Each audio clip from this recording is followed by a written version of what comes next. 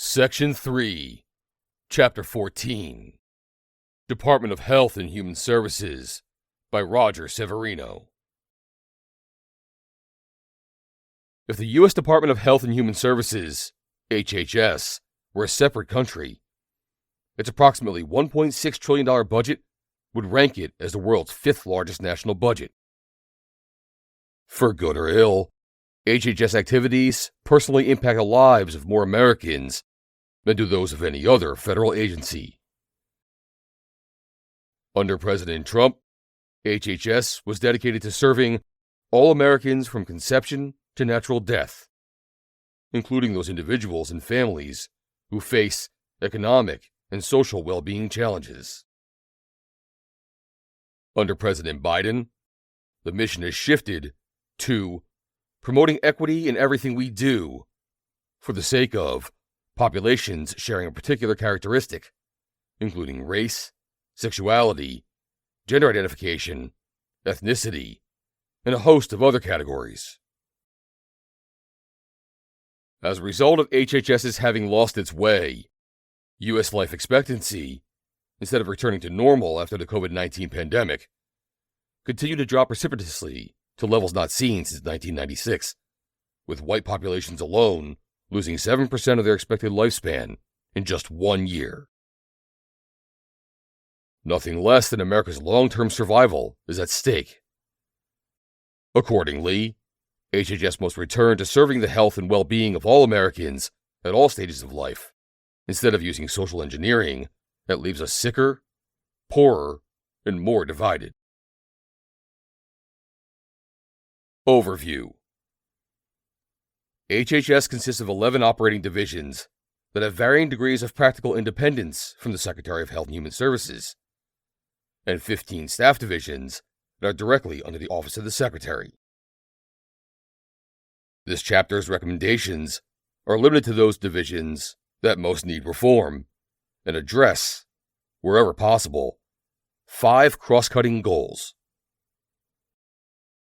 Goal number 1, protecting life, conscious, and bodily integrity.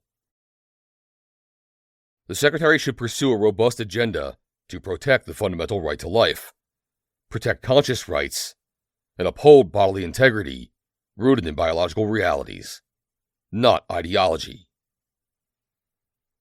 From the moment of conception, every human being possesses inherent dignity and worth, and our humanity does not depend on our age, stage of development, race, or abilities. The Secretary must ensure that all HHS programs and activities are rooted in a deep respect for innocent human life from day one until natural death. Abortion and euthanasia are not healthcare. A robust respect for the sacred rights of conscience, both at HHS and among governments and institutions funded by it, increases choices for patients and program beneficiaries, and furthers pluralism and tolerance. The Secretary must protect Americans' civil rights by ensuring that HHS programs and activities follow the letter and spirit of religious freedom and conscience protection laws.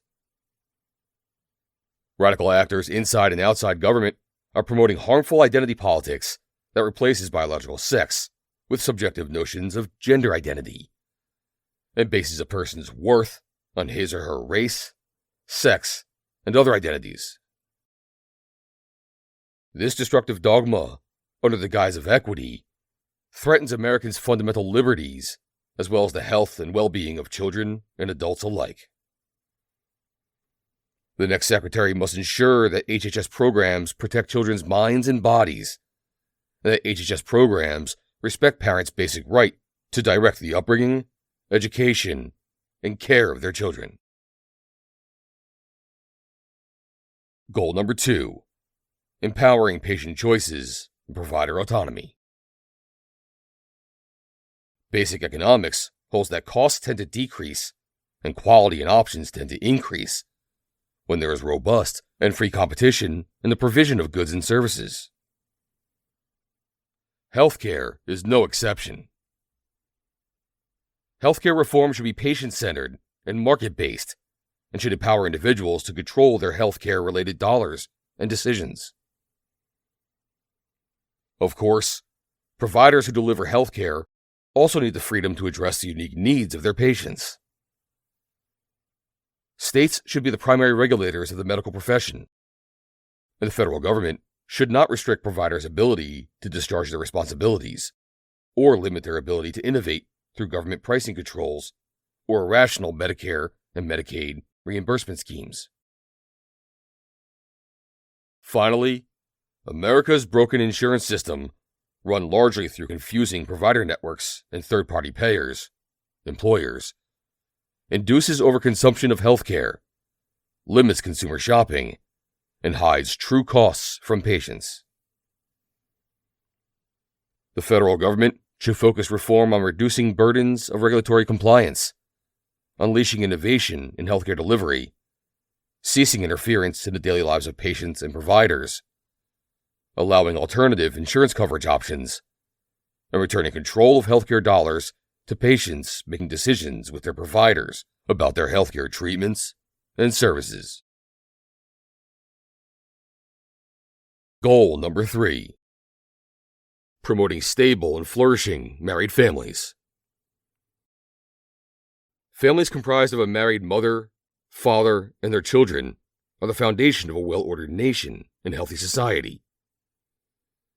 Unfortunately, family policies and programs under President Biden's HHS are fraught with agenda items focusing on LGBTQ+ equity, subsidizing single motherhood, disincentivizing work, and penalizing marriage. These policies should be repealed and replaced by policies that support the formation of stable, married, nuclear families. Working fathers are essential to the well-being and development of their children, but the United States is experiencing a crisis of fatherlessness that is ruining our children's futures. In the overwhelming number of cases, fathers insulate children from physical and sexual abuse, financial difficulty or poverty, incarceration, teen pregnancy, poor educational outcomes, high school failure, and a host of behavioral and psychological problems. By contrast, homes with non-related boyfriends present are among the most dangerous place for a child to be.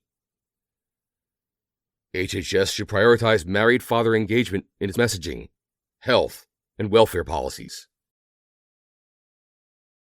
In the context of current and emerging reproductive technologies, HHS policies should never place the desires of adults over the right of children to be raised by the biological fathers and mothers who conceive them.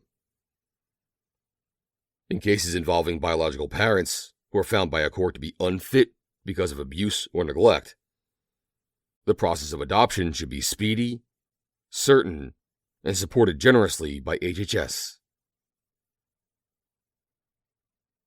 Goal number 4. Preparing for the next health emergency. The COVID-19 pandemic demonstrated how catastrophic a micromanaging, misinformed, centralized, and politicized federal government can be. Basic human rights, medical choice, and the doctor-patient relationship were trampled without scientific justification and for extended periods of time. Excess deaths, not due to COVID-19, skyrocketed because of forced lockdowns, isolation, vaccine-related mass firings, and colossal disruptions of the economy and daily rhythms of life. The federal government's public health apparatus has lost the public's trust. Before the next national public health emergency, this apparatus must be fundamentally restructured to ensure a transparent, scientifically grounded, and more nimble, efficient, transparent, and targeted response that respects the unique needs and input of patient populations and providers. Every one of the overreaching policies during the pandemic, from lockdowns and school closures to mask and vaccine mandates or passports, received its supposed legal justification from the state of emergency declared and renewed by the HHS Secretary. Tellingly, however, the threshold for what constitutes a public health emergency How many cases, hospitalizations, deaths, etc., was never defined. For the sake of democratic accountability, we must know with clarity what will trigger the next emergency declaration, and, just as important, what will trigger its end. Unaccountable bureaucrats like Anthony Fauci should never again have such broad, unchecked power to issue health guidelines that will certainly be the basis for federal and state mandates. Never again should public health bureaucrats be allowed to hide information, ignore information, or mislead the public concerning the efficacy or dangers associated with any recommended health interventions because they believe it may lead to hesitancy on the part of the public. The only way to restore public trust in HHS as an institution capable of acting responsibly during a health emergency is through the best of disinfectants: light. Goal number 5. Instituting greater transparency, accountability, and oversight. The next administration should guard against the regulatory capture of our public health agencies by pharmaceutical companies, insurers, hospital conglomerates, and related economic interests that these agencies are meant to regulate. We must erect robust firewalls to mitigate these obvious financial conflicts of interest.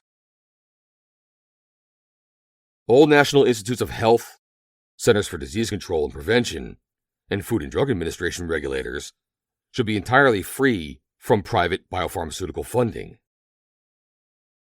In this realm, public-private partnerships is a euphemism for agency capture, a thin veneer for corporatism. Funding for agencies and individual government researchers must come directly from the government with robust congressional oversight. We must shut and lock the revolving door between government and big pharma. Regulators should have a long, cooling-off period on their contracts. 15 years would not be too long. That prevents them from working for companies they have regulated. Similarly, pharmaceutical company executives should be restricted from moving from industry into positions within regulatory agencies. Finally, HHS should adopt metrics across the agency that can objectively determine the extent to which the agency's policies and programs achieve desired health and welfare outcomes, not agency outputs. What is not measured is not achieved. Centers for Disease Control and Prevention, CDC. COVID and structural reform. COVID-19 exposed the Centers for Disease Control and Prevention, CDC, as perhaps the most incompetent and arrogant agency in the federal government. CDC continually misjudged COVID-19, from its lethality, transmissibility, and origins to treatments. We were told masks were not needed. Then they were made mandatory. CDC botched the development of COVID tests when they were needed most. When it was too late, we were told to put on lives on hold for 2 weeks to flatten the curve. That turned into 2 years of interference and restrictions on the smallest details of our lives. Congress should ensure that CDC's legal authorities are clearly defined and limited to prevent a reoccurrence of any such arbitrary and vacillating exercise of power. The CDC should be split into 2 separate entities housing its 2 distinct functions. On the one hand, the CDC is now responsible for collecting, synthesizing, and publishing epidemiological data from the individual states, a scientific data gathering function. This information is crucial for medical and public health researchers around the country. On the other hand, the CDC is also responsible for making public health recommendations and policies, an inescapably political function. At times, these 2 functions are in tension or clear conflict. In February 2022, for example, it was reported that 2 full years into the pandemic, the agency leading the country's response to the public health emergency has published only a tiny fraction of the data it has collected, much of which could have helped state and local health officials better target their efforts to bring the virus under control. A CDC spokesman said that one of the reasons was fear that the information might be misinterpreted. These distinct functions should be separated into 2 entirely separate agencies with a firewall between them. We need a national epidemiological agency responsible only for publishing data and required by law to publish all the data gathered from states and other sources. A separate agency should be responsible for public health with a severely confined ability to make policy recommendations. The CDC can and should make assessments as to the health costs and benefits of health interventions, but it has limited to no capacity to measure the social costs or benefits they may entail. For example, how much risk mitigation is worth the price of shutting down churches on the holiest day of the Christian calendar, and far beyond, as happened in 2020? What is the proper balance of lives saved versus souls saved? The CDC has no business making such inherently political, and often unconstitutional, assessments, and should be required by law to stay in its lane. The CDC's initial COVID-19 testing failures were largely the result of that agency's prioritizing its own development and production of tests using its internal staff and facilities. The private sector is much better positioned to tackle the challenges inherent in developing and manufacturing novel products, as illustrated by the relative success of the alternative approach to facilitating the development of COVID-19 vaccines and therapeutics by private companies that was adopted by the Food and Drug Administration, FDA. When it comes to testing, the CDC's role should primarily be to facilitate rather than supplant the efforts of private test developers, academic laboratories, state public health laboratories, and clinical testing providers. When responding to a novel pathogen, the CDC should focus on gathering and disseminating information, including specimens needed for development of positive controls and reference panels, and ensuring that test developers can develop and validate diagnostic tests. These changes will require a shift in priorities and culture at the CDC and throughout HHS more broadly. Most problematically, the CDC presented itself as a kind of super doctor for the entire nation. The CDC is a public health institution, not a medical institution. According to its mission statement, the agency focuses on disease prevention and control, environmental health, and health promotion and health education activities. It is not qualified to offer, and usually does not purport to offer, professional medical opinions applicable to specific patients. From time to time, the CDC offers findings and recommendations that competent medical practitioners often will consider in arriving at a professional medical judgment for a particular patient. In this respect, CDC guidelines are analogous to guidelines from other public health associations or medical societies. They are informative, not prescriptive. By statute or regulation, CDC guidance must be prohibited from taking on a prescriptive character. For example, never again should CDC officials be allowed to say, in their official capacity, that school children should be masked or vaccinated, through a schedule or otherwise, or prohibited from learning in a school building. Such decisions must be left to parents and medical providers.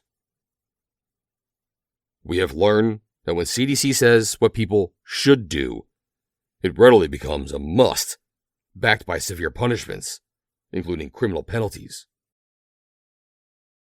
CDC should report on the risks and effectiveness of all infectious disease mitigating measures dispassionately, and leave the should and must policy calls to politically accountable parties. Conflicts of interest. There was a time when the CDC could not take money from the pharmaceutical industry. But in 1992, the agency discovered a loophole in federal law that allowed it to accept pharma contributions through the nonprofit CDC Foundation. The money started flowing immediately. From 2014 through 2018, the CDC Foundation received $79.6 million from pharmaceutical corporations like Pfizer, Biogen, and Merck. This practice presents a stark conflict of interest that should be banned. Data systems. The COVID-19 pandemic has revealed the disastrous public health consequences of the CDC's failure to follow multiple congressional mandates to modernize its data infrastructure. Current reporting methods are burdensome for frontline medical workers, yet they result only in fragmented data that are not available in real time or usable across systems. Congress should require HHS to prioritize the electronic collection and dissemination of robust, privacy-protected data that better leverages existing systems while reducing burdens on clinicians. HHS should also enter into public-private partnership with a data management expert to develop a system that makes critical information available to healthcare workers and policymakers in real time. The CDC operates several programs related to vaccine safety, including the Vaccine Adverse Event Reporting System, VAERS, Vaccine Safety Data Link, VSD, and Clinical Immunization Safety Assessment, CISA, project. Those functions and their associated funding should be transferred to the FDA, which is responsible for post-market surveillance and evaluation of all other drugs and biological products. Respect for life and conscience. The CDC should eliminate programs and projects that do not respect human life and conscious rights that undermine family formation. It should ensure that it is not promoting abortion as healthcare. It should fund studies into the risks and complications of abortion and ensure that it corrects and does not promote misinformation regarding the comparative health and psychological benefits of childbirth versus the health and psychological risks of intentionally taking a human life through abortion. The CDC oversaw and funded the development and testing of the COVID-19 vaccines with aborted fetal cell lines. Insensitive to the consciences of tens of thousands to hundreds of thousands of people who objected to taking a vaccine with such a link to abortion. As evidenced by litigation across the country, it is likely that thousands were fired unjustly because of the exercise of their consciences or faith on this question, which could have been avoided with a modicum of concern for this issue from CDC. There is never any justification for ending a child's life as part of research, and the research benefits from splicing or growing aborted fetal cells and aborted baby body parts can easily be provided by alternative sources. All such research should be prohibited as a matter of law and policy.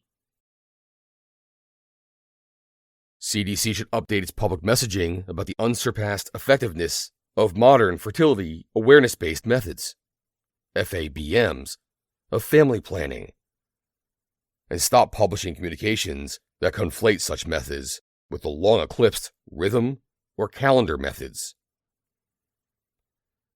CDC should fund studies exploring the evidence-based methods used in cutting-edge fertility awareness. Data collection. The CDC's abortion surveillance and maternity mortality reporting systems are woefully inadequate. CDC abortion data are reported by states on a voluntary basis. In California, Maryland, and New Hampshire do not submit abortion data at all. Accurate and reliable statistical data about abortion, abortion survivors, and abortion-related maternity deaths are essential to timely, reliable public health and policy analysis.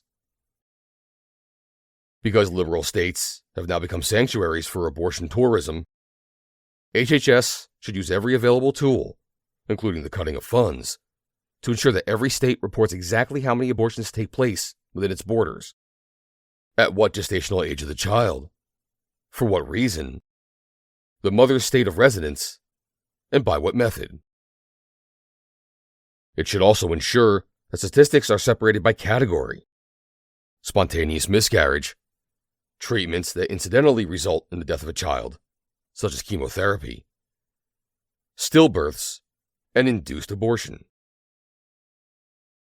In addition, CDC should require monitoring and reporting for complications due to abortion, and every instance of children being born alive after an abortion. Moreover, abortion should be clearly defined as only those procedures that intentionally end an unborn child's life. Miscarriage management or standard ectopic pregnancy treatments should never be conflated with abortion. Comparisons between live births and abortion should be tracked across various demographic indicators to assess whether certain populations are targeted by abortion providers, and whether better prenatal physical, mental, and social care improves infant outcomes and decreases abortion rates, especially among those who are most vulnerable. The Ensuring Accurate and Complete Abortion Data Reporting Act of 2023 would amend Title 19 of the Social Security Act and Public Health Service Act to improve the CDC's abortion reporting mechanisms by requiring states, as a condition of federal Medicaid payments for family planning services, to report streamlined variables in a timely manner. The CDC should immediately end its collection of data on gender identity, which legitimizes the unscientific notion that men can become women, and vice versa, and encourages the phenomenon of ever-multiplying subjective identities. Food and Drug Administration, FDA. The FDA's mission includes ensuring the safety and efficacy of drugs, biological products, and medical devices. Federal laws that shield Big Pharma from competition. Because generics generally cost far less than brand name drugs, consumers begin to save money as soon as a generic product comes on the market. The vast majority are very affordable, with 93% of generic products costing $20 or less. Savings would be even higher under proposals that prevent brand name manufacturers from slowing down or impeding the entrance of generic products into the marketplace. Specifically, the FDA should prohibit pharmaceutical companies from purposely sitting on their legally advisable right to be the first to sell generic versions of their drug. Additionally, Congress should create legal remedies for generic companies to obtain samples of brand name products for their generic development efforts, and shall prohibit meritless citizen petitions submitted by manufacturers to delay approval of a generic competitor. Approval process for laboratory-developed or modified medical tests. Learning from the failed early COVID-19 testing experience, Congress and the FDA should focus on reforming laws and regulations governing medical tests, especially with respect to laboratory-developed tests. Commercial tests are developed with the intention of being widely marketed, distributed, and used, while laboratory-developed tests are created with the intention of being used solely within one laboratory. A test developed by a lab in accordance with the protocols developed by another lab, non-commercial sharing, currently constitutes a new laboratory-developed test, because the lab in which it will be used is different from the initial developing lab. To encourage interlaboratory collaboration and discourage duplicative test creation and associated regulatory and logistical burdens, the FDA should introduce mechanisms through which laboratory-developed tests can easily be shared with other laboratories without the current regulatory burdens. The laboratory-developed tests category currently encompasses a range of possible tests, many of which would be categorized more appropriately as laboratory-modified tests, because they are not truly novel tests, but rather modified versions of existing tests. To avoid stifling innovation and access to medical care, the applicable statutes and regulations should be revised to facilitate greater access to such modified tests. Finally, the FDA has long held that it has regulatory authority over such tests, while others have argued that they should be considered clinical services regulated by the Centers for Medicare and Medicaid Services, CMS. The FDA currently has regulatory authority over in vitro diagnostics, and under the Clinical Laboratory Improvement Amendments, CLIA, the CMS ensures that labs meet analytical validity standards for test methods. Congress, the FDA, and the CMS need to clarify and disentangle overlapping authorities over tests to eliminate regulatory confusion. Drug shortages. The very thin profit margins and the regulatory burdens associated with generic drug manufacturing discourage inventory and capacity investments by manufacturers and contribute to drug shortages. HHS and the FDA should encourage more dependable generic drug manufacturing. The FDA should expand its current pass-fail approach to drug facility inspections into a graded system that recognizes manufacturers that exceed minimum standards by investing in improving production reliability. The FDA should also add facility codes to drug packaging and construct a searchable database that cross-references product codes and facility codes. That would enable wholesalers and pharmacy benefit managers to identify and preference drugs manufactured at more reliable facilities, thus encouraging generic drug manufacturers to compete on reliability as well as on price. For its part, HHS should exempt multi-source generic drugs from requirements to pay rebates to Medicaid and other federally funded health programs, as those provisions penalize new investments in expanding manufacturing capacity when supply is unable to meet demand. Additionally, FDA and NIH should promote efficacy trials of new applications for generic drugs, which might include NIH funding such trials or conducting its own. Abortion pills. Abortion pills pose the single greatest threat to unborn children in a post-Roe world. The rate of chemical abortions in the U.S. has increased by more than 150% in the past decade. More than half of annual abortions in the U.S. are chemical rather than surgical. The abortion pill regimen is typically a two-part process. The first pill, mifepristone, causes the death of the unborn child by cutting off the hormone progesterone, which is required to sustain a pregnancy. The second pill, misoprostol, causes contractions to induce a delivery of the dead child and uterine contents, usually into a toilet at home. The abortion pill regimen is currently approved for up to 70 days, 10 weeks, into pregnancy, and before Biden was subject to a heightened safety restriction called a Risk Evaluation and Mitigation Strategy, REMS, that requires an in-person visit with a physician who could check for dangerous contraindications, such as ectopic pregnancies, and can advise the mother seeking an abortion of the risks of chemical abortion, including hemorrhaging, and what to do in such circumstances. Chemical abortion has been found to have a complication rate 4 times higher than that of surgical abortion.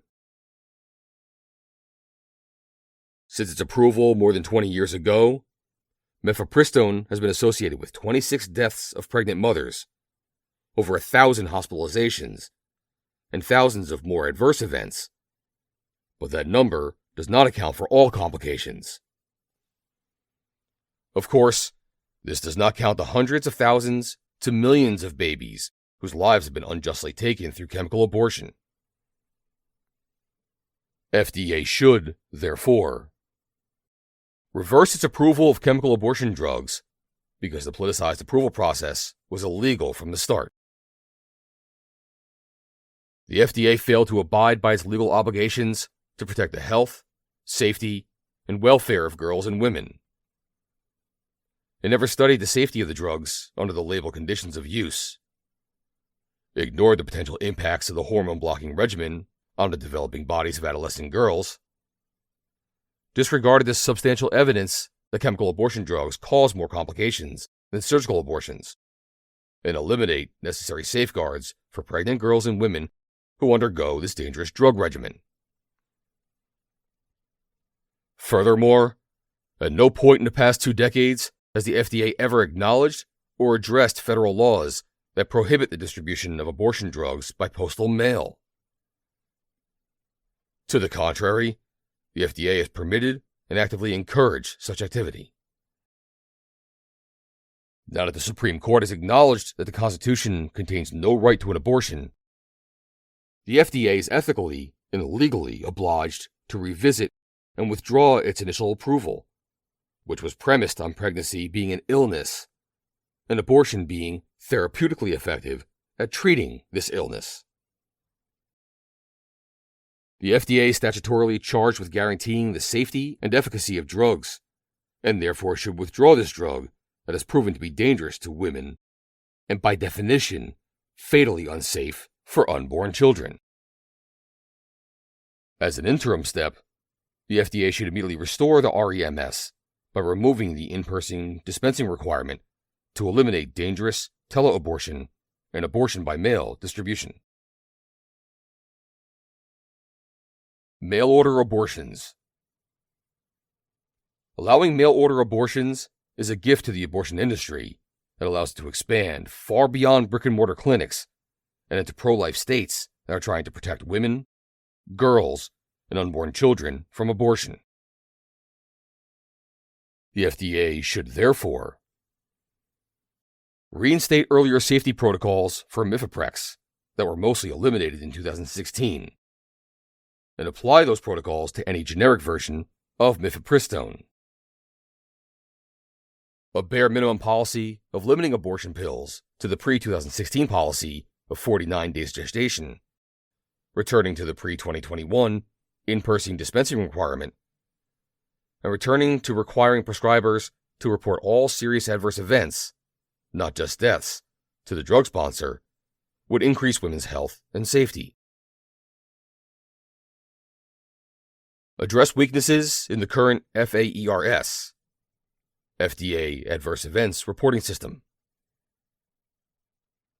The administration and policymakers should ensure that healthcare workers, particularly those in hospitals and emergency rooms, report abortion pill complications.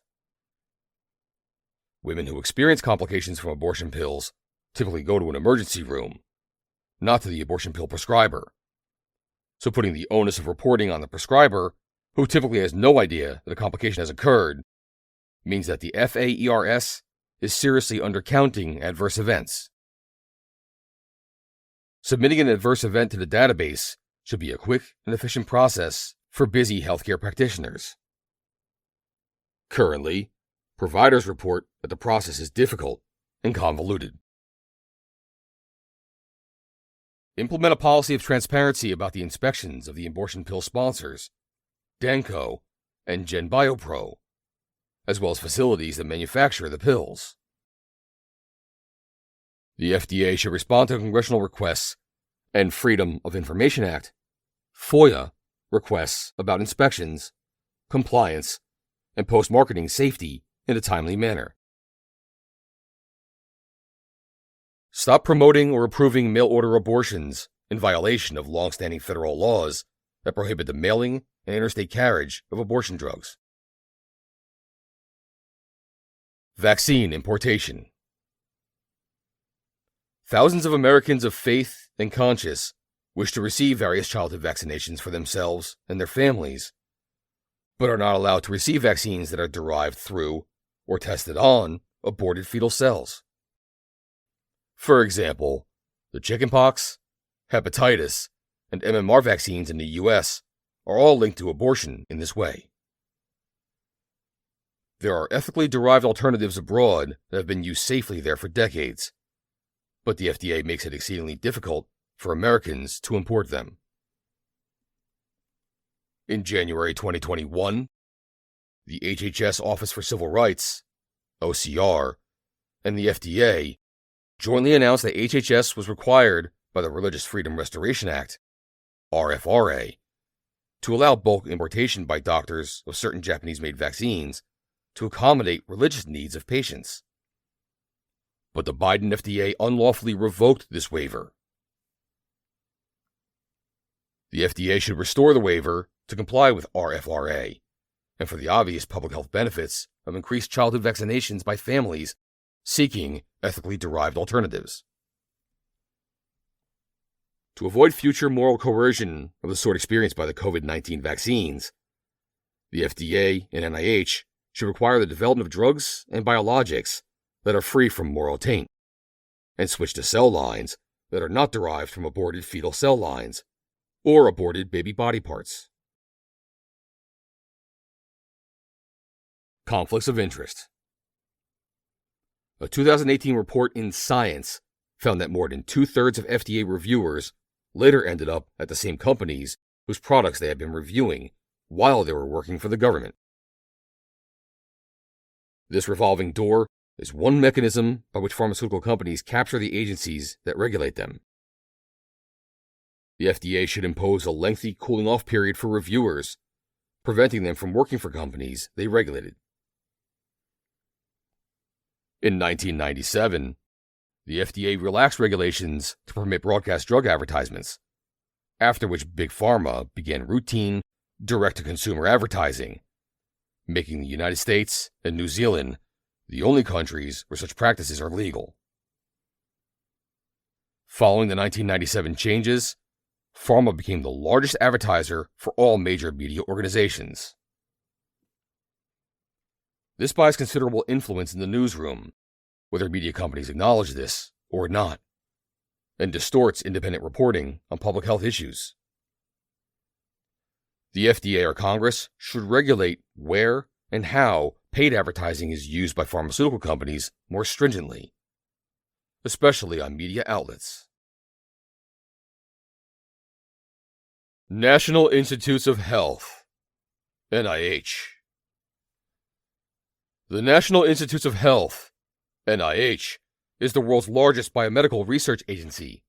It is made up of 27 different components, both institutes and centers.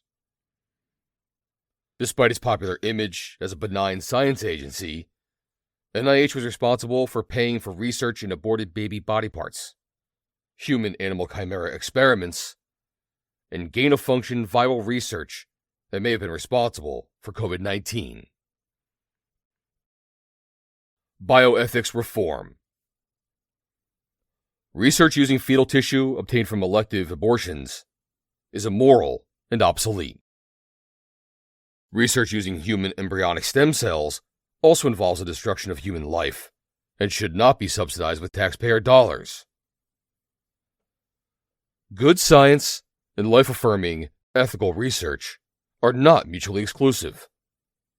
In fact, ethically derived sources, such as discarded surgical tissue and adult stem cells, made pluripotent, not tissue obtained from elective abortions, have contributed to most successful treatments for a variety of ailments. Congress authorized HHS to choose not to fund extramural abortion-derived fetal tissue research that fails Ethics Advisory Board review. And in 2019, the Trump administration's HHS chose that course. Subsequently, however, the Biden administration restored unrestricted funding of abortion-derived fetal tissue research. HHS should promptly restore the Ethics Advisory Committee to oversee abortion-derived fetal tissue research, and Congress should prohibit such research altogether. End intramural research projects using tissue from aborted children within the NIH, which should end this human embryonic stem cell registry.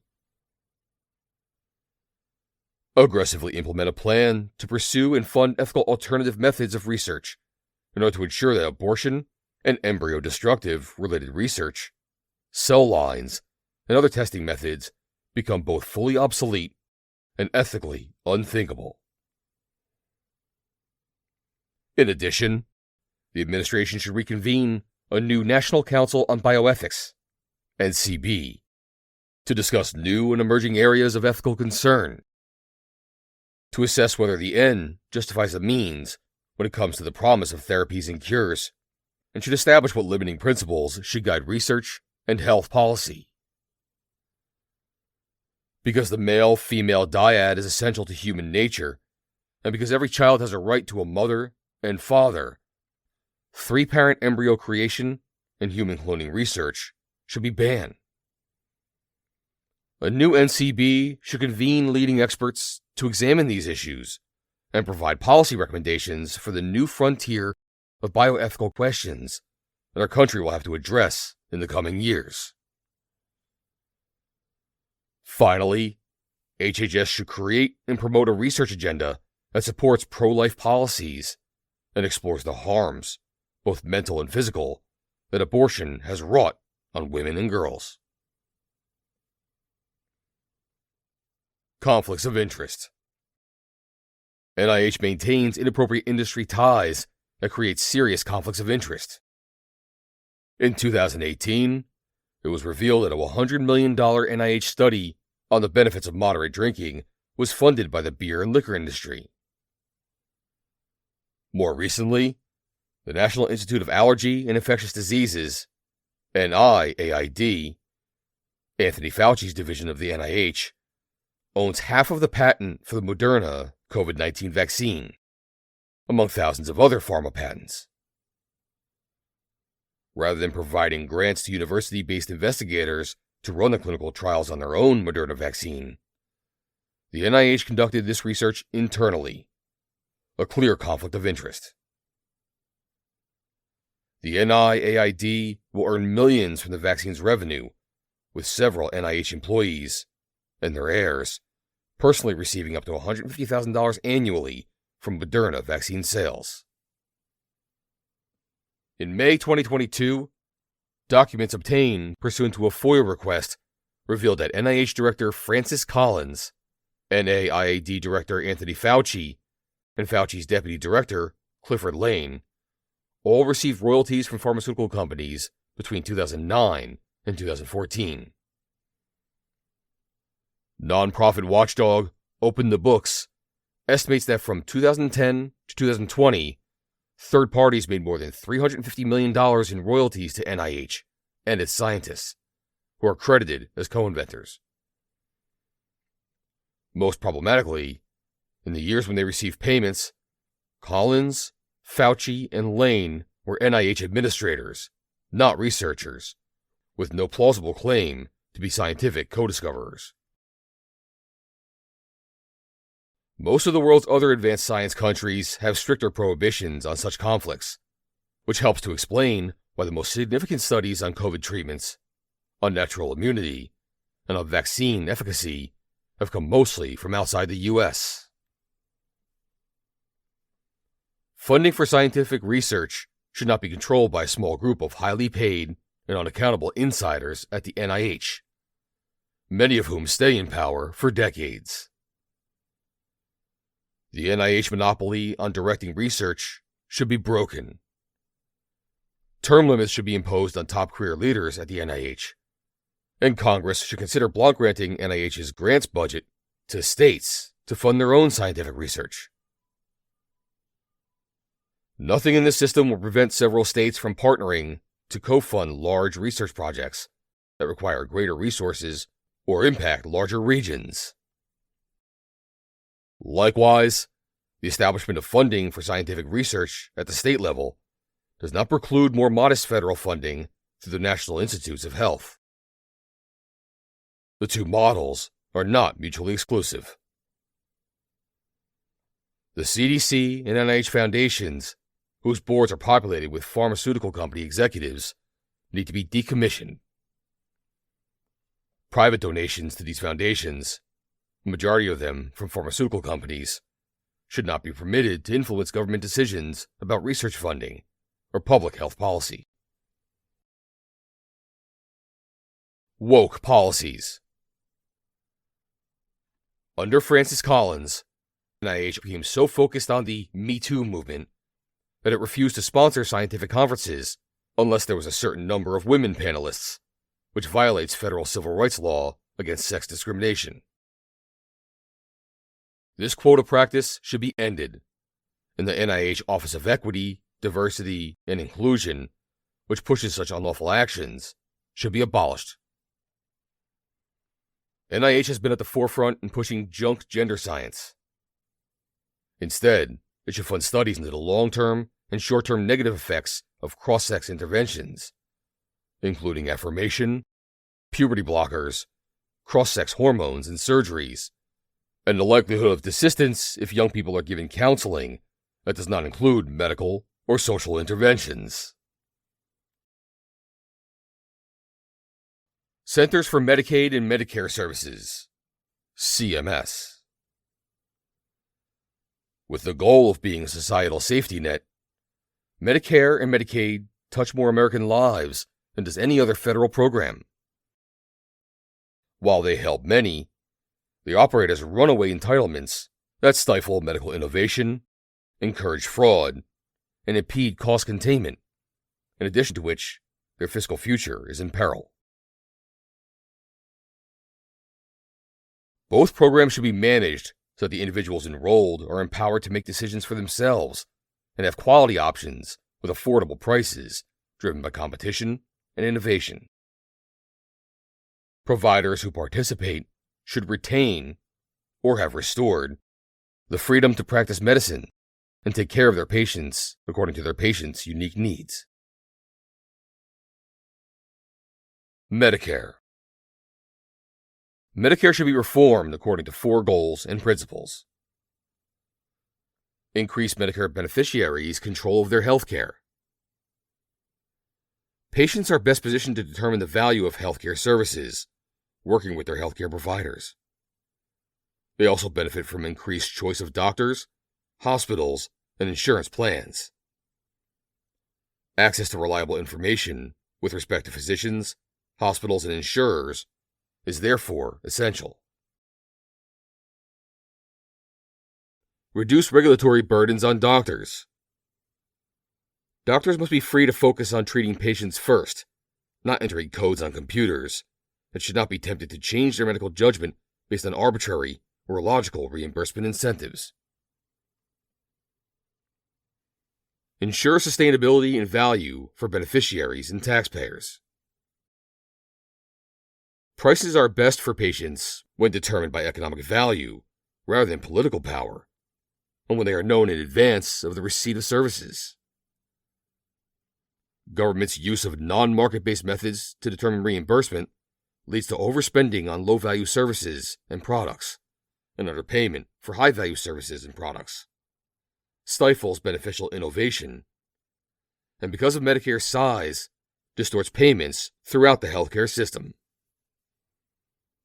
Intermediate entities that can manage financial risk and ensure quality of care are important in transitioning to value-based care within the Medicare program. Reduce waste, fraud, and abuse, including through the use of artificial intelligence for their detection. Regulatory reforms. Medicare regulations restrict choice of coverage and care. The next administration should reintroduce and restore regulations and demonstrations from the Trump administration that were withdrawn, weakened, or never finalized by the Biden administration, including the Medicare Coverage of Innovative Technologies, MCIT, rule, the Risk Adjustment Data Validation, RADV, rule, the Medicare Advantage Qualifying Payment Arrangement Incentive, MAQI, demonstration, and the Global and Professional Direct Contracting, GPDC, rebranded as the Accountable Care Organization Realizing Equity, Access, and Community Health, or ACO REACH model. Additionally, regulations should advance site neutrality by eliminating the inpatient-only list and expanding the ambulatory surgical center covered procedures list. Medicare generally pays more for inpatient hospital procedures and less for the same procedures performed in an outpatient setting. Whether a medical service is delivered in the physician's office, a clinic, or a hospital setting, the Medicare payment for that service should be the same. CMS should expand the application of site-neutral payment options to more settings. Such a policy would level the playing field among providers and remove the financial disabilities for medical professionals who would compete with hospital systems. Finally, HHS needs to restore and enhance conscious protection regulations that allow medical practitioners to participate in federal healthcare programs without being compelled to provide sex changes or similar services. Legislative proposals. Remove restrictions on physician-owned hospitals. The Affordable Care Act, ACA, imposed restrictions prohibiting Medicare from reimbursing physician-owned and specialty hospitals. The current restrictions do little more than serve the special interests of large hospital systems and undercut consumer choice of high-quality specialty care. These restrictions should be removed so that physician-owned hospitals can compete with other hospitals in serving Medicare patients. Encourage more direct competition between Medicare Advantage and private plans.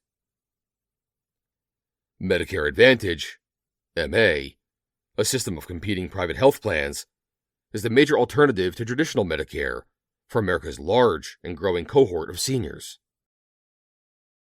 The program provides beneficiaries with a wide range of competitive health plan choices, a richer set of benefits than traditional Medicare provides, and at a reasonable cost.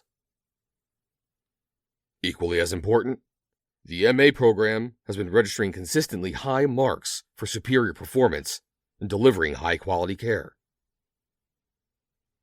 Critical reforms are still needed to strengthen and improve the program for the future. Specifically, 1. Make Medicare Advantage the default enrollment option. 2. Give beneficiaries direct control of how they spend Medicare dollars. 3. Remove burdensome policies that micromanage MA plans. 4. Replace the complex formula-based payment model with a competitive bidding model. 5. Reconfigure the current risk adjustment model. 6. Remove restrictions on key benefits and services, including those related to prescription drugs, hospice care, and medical savings account plans. Legacy Medicare Reform. Legislation reforming legacy, non-MA, Medicare should base payments on the healthcare status of the patient or intensity of the service, rather than where the patient happens to receive that service. Replace the bureaucrat-driven fee-for-service system with value-based payments to empower patients to find the care that best serves their needs. Codify price transparency regulations. Restructure 340B drug subsidies toward beneficiaries rather than hospitals. Repeal harmful health policies enacted under the Obama and Biden administrations, such as the Medicare Shared Savings Program and Inflation Reduction Act. Medicare Part D reform. The Inflation Reduction Act, IRA, created a drug price negotiation program in Medicare that replaced the existing private sector negotiations in Part D with government price controls for prescription drugs. These government price controls will limit access to medications and reduce patient access to new medication. This negotiation program should be repealed, and reforms in Part D that will have meaningful impact for seniors should be pursued. Other reforms should include eliminating the coverage gap in Part D, reducing the government share in the catastrophic tier, and requiring manufacturers to bear a larger share. Until the IRA is repealed, an administration that is required to implement it must do so in a way that is prudent with its authority, minimizing the harmful effects of the law's policies and avoiding even worse unintended consequences. Medicaid. Over the past 45 years, Medicaid and the health safety net have evolved into a cumbersome, complicated, and unaffordable burden on nearly every state. The program is failing some of the most vulnerable patients, is a prime target for waste, fraud, and abuse, and is consuming more of state and federal budgets. The dramatic increase in Medicaid expenditures is due in large part to the ACA, Obamacare, which mandates that states must expand their Medicaid eligibility standards to include all individuals at or below 138% of the federal poverty level, FPL, and the public health emergency, which has prohibited states from performing basic eligibility reviews. The overlap of available benefits among the various health agencies has led to a complex, confusing system that is nearly impossible to navigate, even for recipients. Recipients are often faced with a welfare cliff of benefit losses as they earn above a certain amount, which is contrary to the fundamental purpose of empowering individuals to achieve economic independence. Benefits increasingly involve non-medical services, such as air conditioning and housing, many of which are already handled by departments other than HHS. Improper payments within Medicaid are higher than those of any other federal program. These payments are evidence of the inappropriateness of Medicaid's expansion, which, stemming largely from Public Health Emergency Maintenance of Effort, MOE, requirements, and the Affordable Care Act, has crowded out the primary targets of these programs, those who are most in need. True healthcare reform cannot be accomplished in a bureaucratic silo, or only through Medicaid and health safety net programs. Reform of the tax code is also essential to genuine, effective reform on our healthcare system. All components of the healthcare system should be part of the reform efforts, and it is imperative that the system be modified to assist states with their current programs. Therefore, the next administration should reform financing. Allow states to have a more flexible, accountable, predictable, transparent, and efficient financing mechanism to deliver medical services. This system should include a more balanced or blended match rate, block grants, aggregate caps, or per capita caps. Any financial system should be designed to encourage and incentivize innovation and the efficient delivery of healthcare services. Federal and state financial participation in the Medicaid program should be rational, predictable, and reasonable. It should also incentivize states to save money and improve the quality of healthcare. Direct dollars to beneficiaries more effectively and responsibly. The current funding structure for the Medicaid program rewards expansions, lacks transparency, and promotes financial gimmicks. CMS should 1. End state financial loopholes. 2. Reform payments to hospitals for uncompensated care. 3. Replace the enhanced match rate with a fairer and more rational match rate. 4. Restructure basic financing and put the program on a more fiscally predictable budget, which should include reform of disproportionate share hospital payments to hospitals. Strengthen program integrity. Make program integrity a top priority and the responsibility of the states. To protect the taxpayer's investment, 1. Incentivize states. An enhanced contingency fee should be paid to states that successfully increase their efforts to decrease waste, fraud, and abuse. The current system's IT development 90-10 matching rate should be allowed for improvements in states' current fraud and abuse and eligibility systems. Innovative programs that show a positive return on investments for both the state and federal governments should be allowed without the onerous waiver process. 2.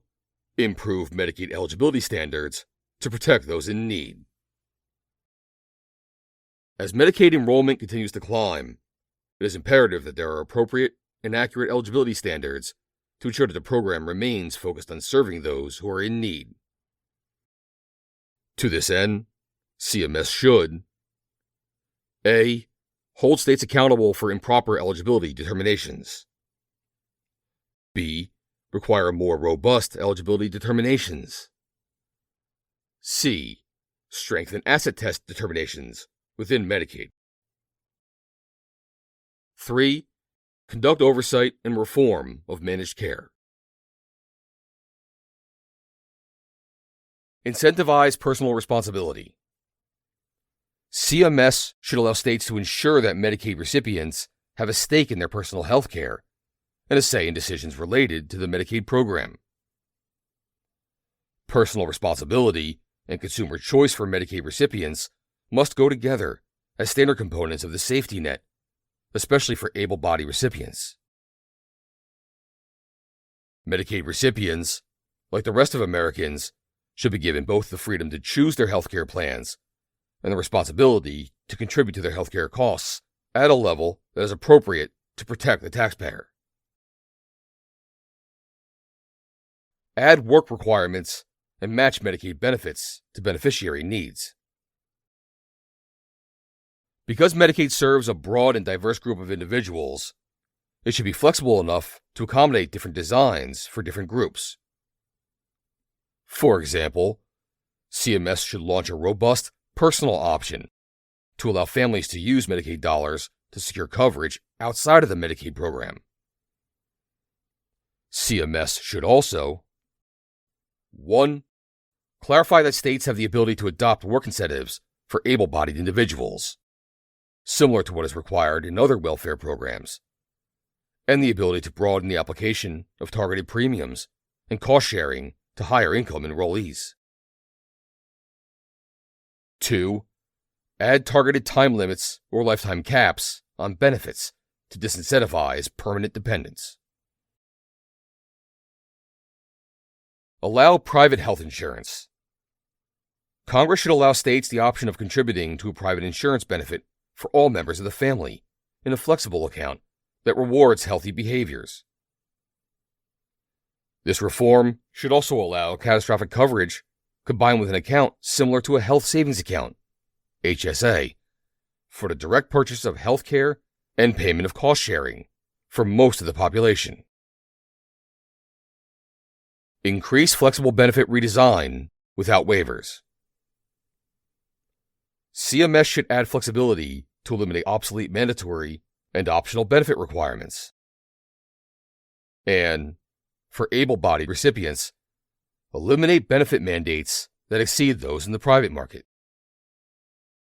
This should include flexibility to redesign eligibility, financing, and service delivery of long-term care to serve the most vulnerable and truly needed, and eliminate middle-income to upper-income Medicaid recipients.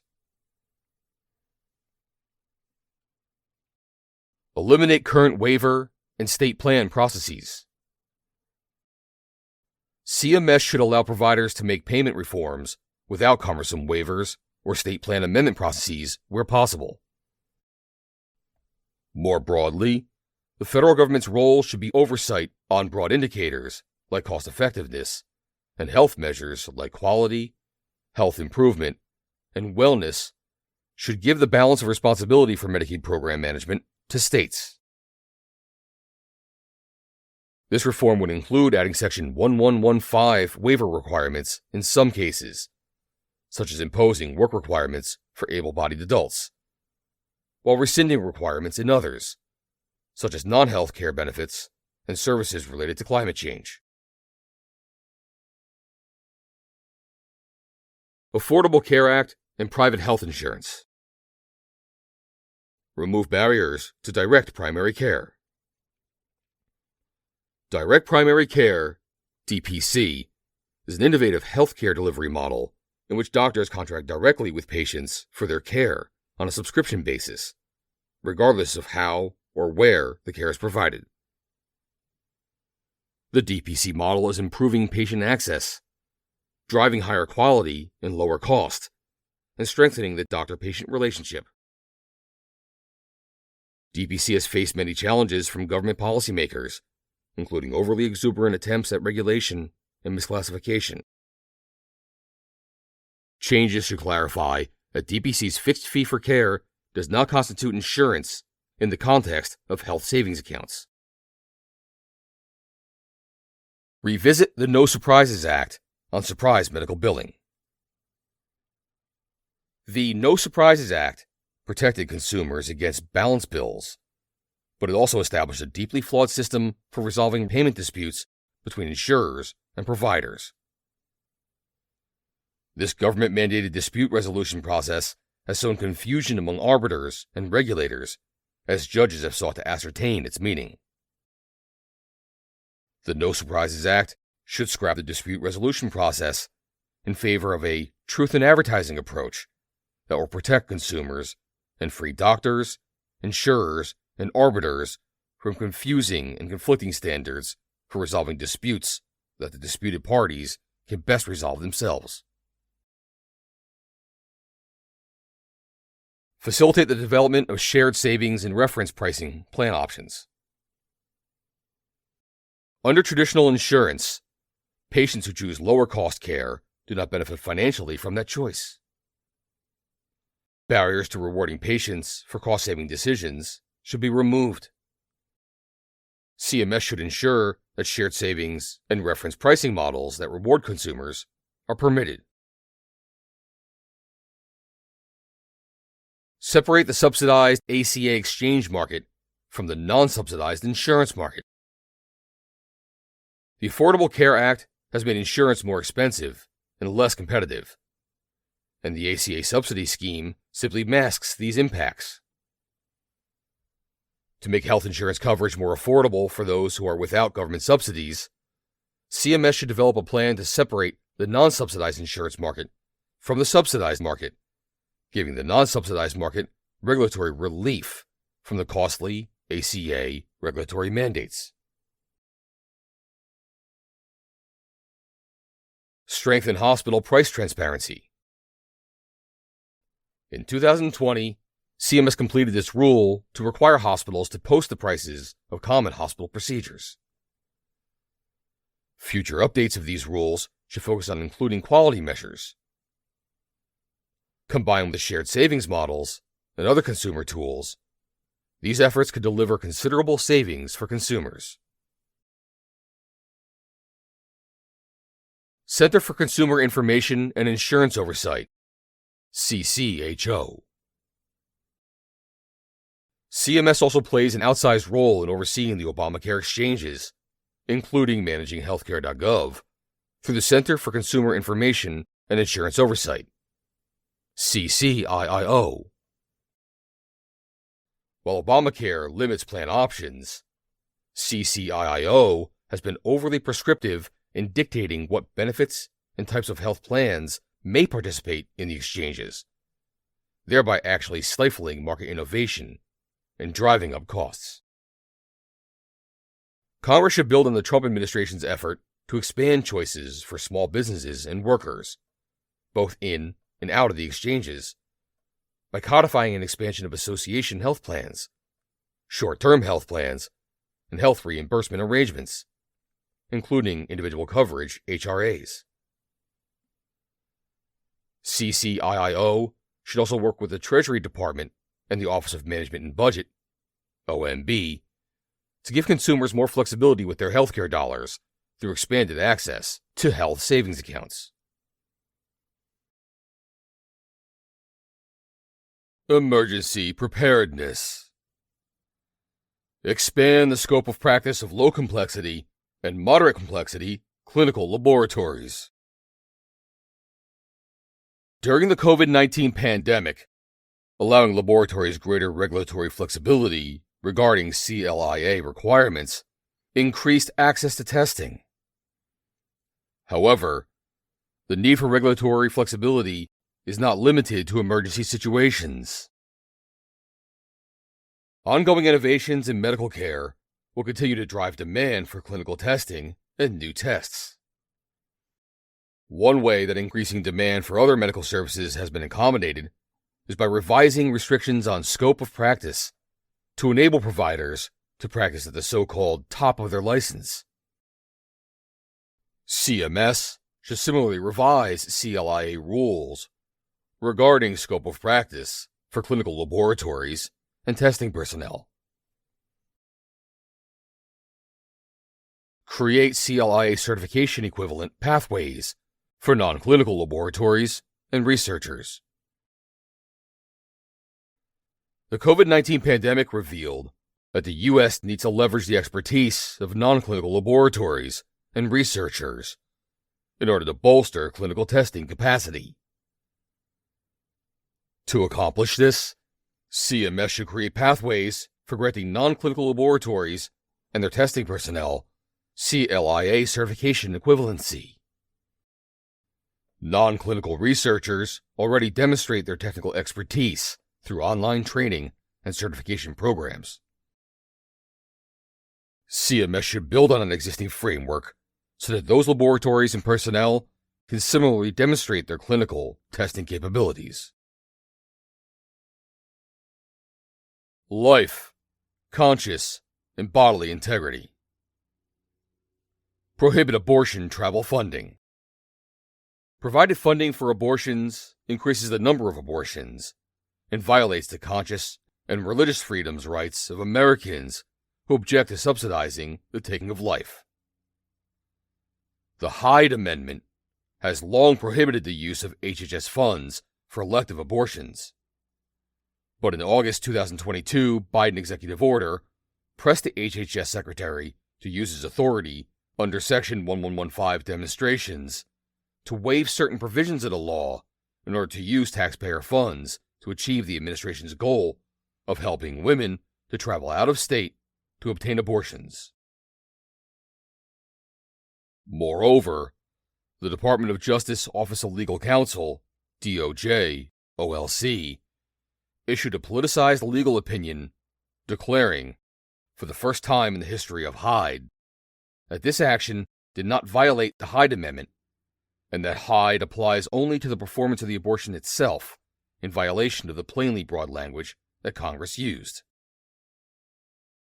Two of the first actions of a pro-life administration should be for HHS to withdraw the Medicaid guidance and any Section 1115 waivers issued thereunder, and for DOJ, OLC to withdraw and disavow its interpretation of the Hyde Amendment.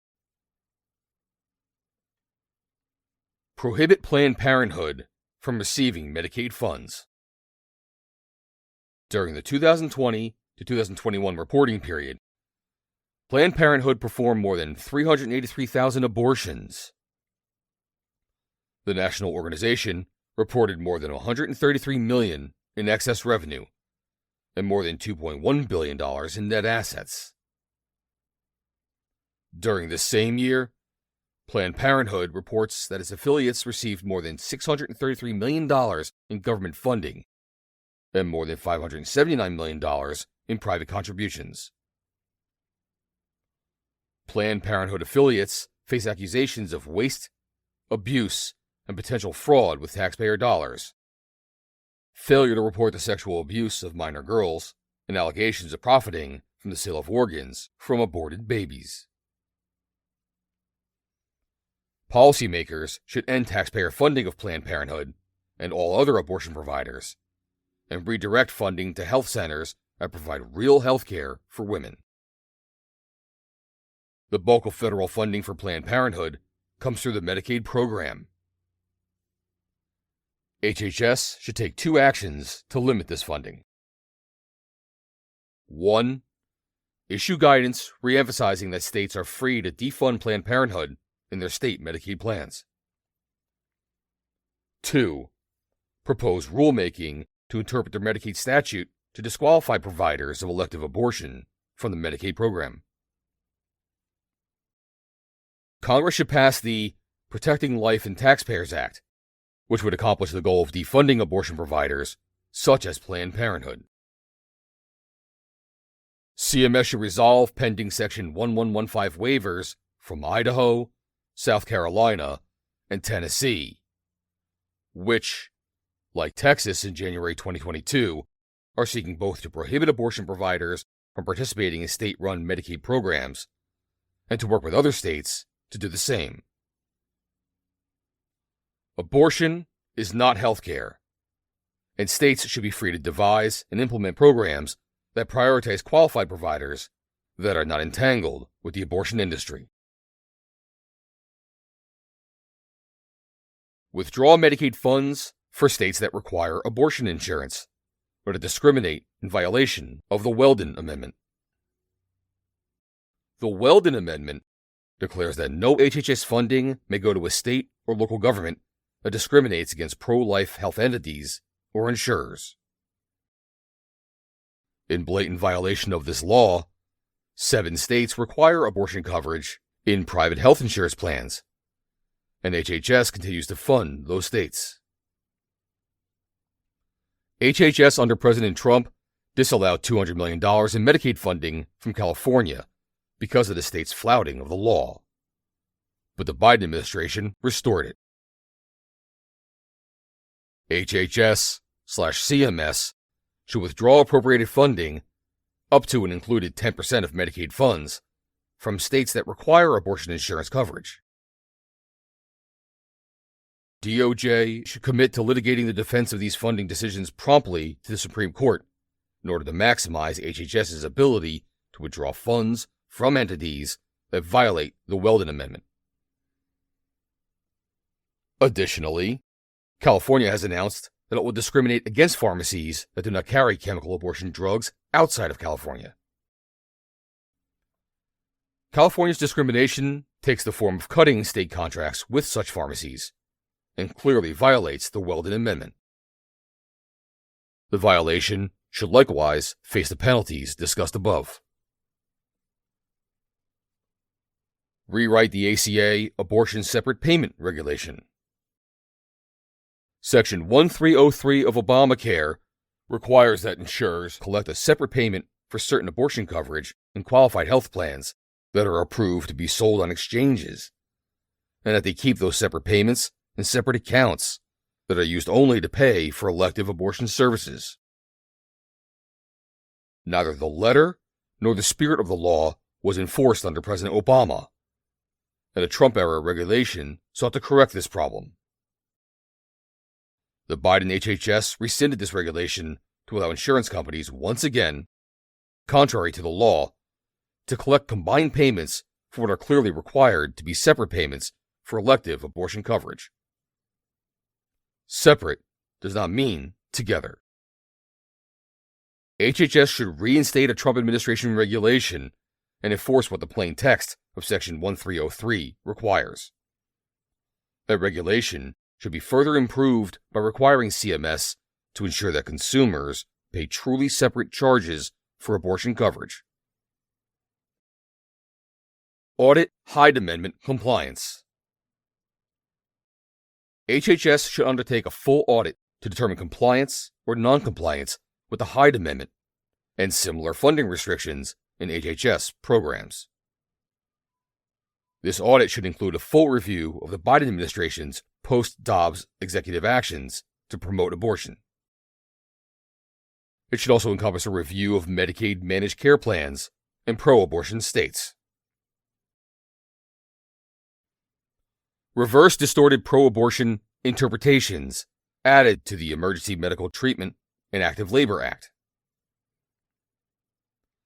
The Emergency Medical Treatment and Active Labor Act, EMTALA, prohibits hospitals that receive Medicare funds from dumping emergency patients who cannot pay by sending them to other hospitals. It also mandates that hospitals stabilize pregnant women and explicitly protects unborn children. Hospitals or physicians found to be in violation of the statute could lose all their federal health funding, Medicaid, Medicare, CHIP, and other funds, and face civil penalties up to nearly $120,000. In July 2022, HHS/CMS released guidance mandating that EMTALA covered hospitals and the physicians who work there must perform abortions, to include completing chemical abortions, even when the child might still be alive. The guidance also declared that EMTALA would protect physicians and hospitals that perform abortions in violation of state law if they deem those abortions necessary to stabilize the women's health. This novel interpretation of EMTALA is baseless. EMTALA requires no abortions, preempts no pro-life state laws, and explicitly requires stabilization of the unborn child. HHS should rescind the guidance and end CMS and state agency investigations into cases of alleged refusals to perform abortions. DOJ should agree to eliminate existing injunctions against pro-life states, withdraw its enforcement lawsuits, and in lawsuits against CMS on the guidance agreed to injunctions against CMS, and withdraw appeals of injunctions. Reissue a stronger transgender national coverage determination. CMS should repromulgate its 2016 decision that CMS could not issue a national coverage determination, NCD, regarding gender reassignment surgery for Medicare beneficiaries. In doing so, CMS should acknowledge the growing body of evidence that such interventions are dangerous, and acknowledge that there is insufficient scientific evidence to support such coverage in state plans. Enforce EMTALA. The undeniable reality of abortion is that it does not always result in a dead baby, and these born-alive babies are left to die. HHS should use EMTALA and Section 504 of the Rehabilitation Act, which prohibits disability discrimination, to investigate instances of infants born alive and left untreated in covered hospitals. CMS, OCR, and OIG should be required to follow through on these investigations with specific enforcement actions. HHS should revive a Trump administration proposed regulation, special responsibilities of Medicare hospitals in emergency cases, and discrimination on the basis of disability in critical health and human services programs or activities to achieve this end. In addition, Congress should pass the Born Alive Abortion Survivors Protection Act to require that proper medical care be given to infants who survive an abortion, and to establish criminal consequences for practitioners who fail to provide such care. Permanently codify both the Hyde family of amendments and the protections provided by the Weldon Amendment. Congress can accomplish this through legislation such as the No Taxpayer Funding for Abortion and Abortion Insurance Full Disclosure Act, Hyde, and the Conscious Protection Act, Weldon. Radical redefinition of sex. On August 4, 2022, HHS published a proposed rule entitled Non-Discrimination in Health Programs and Activities. This rule addresses non-discrimination provisions of the Affordable Care Act, known as Section 1557, which is enforced by the Office for Civil Rights and the Centers for Medicare and Medicaid Services. Section 1557 prohibits discrimination on the basis of race, color, national origin, age, disability, and sex in covered health programs or activities.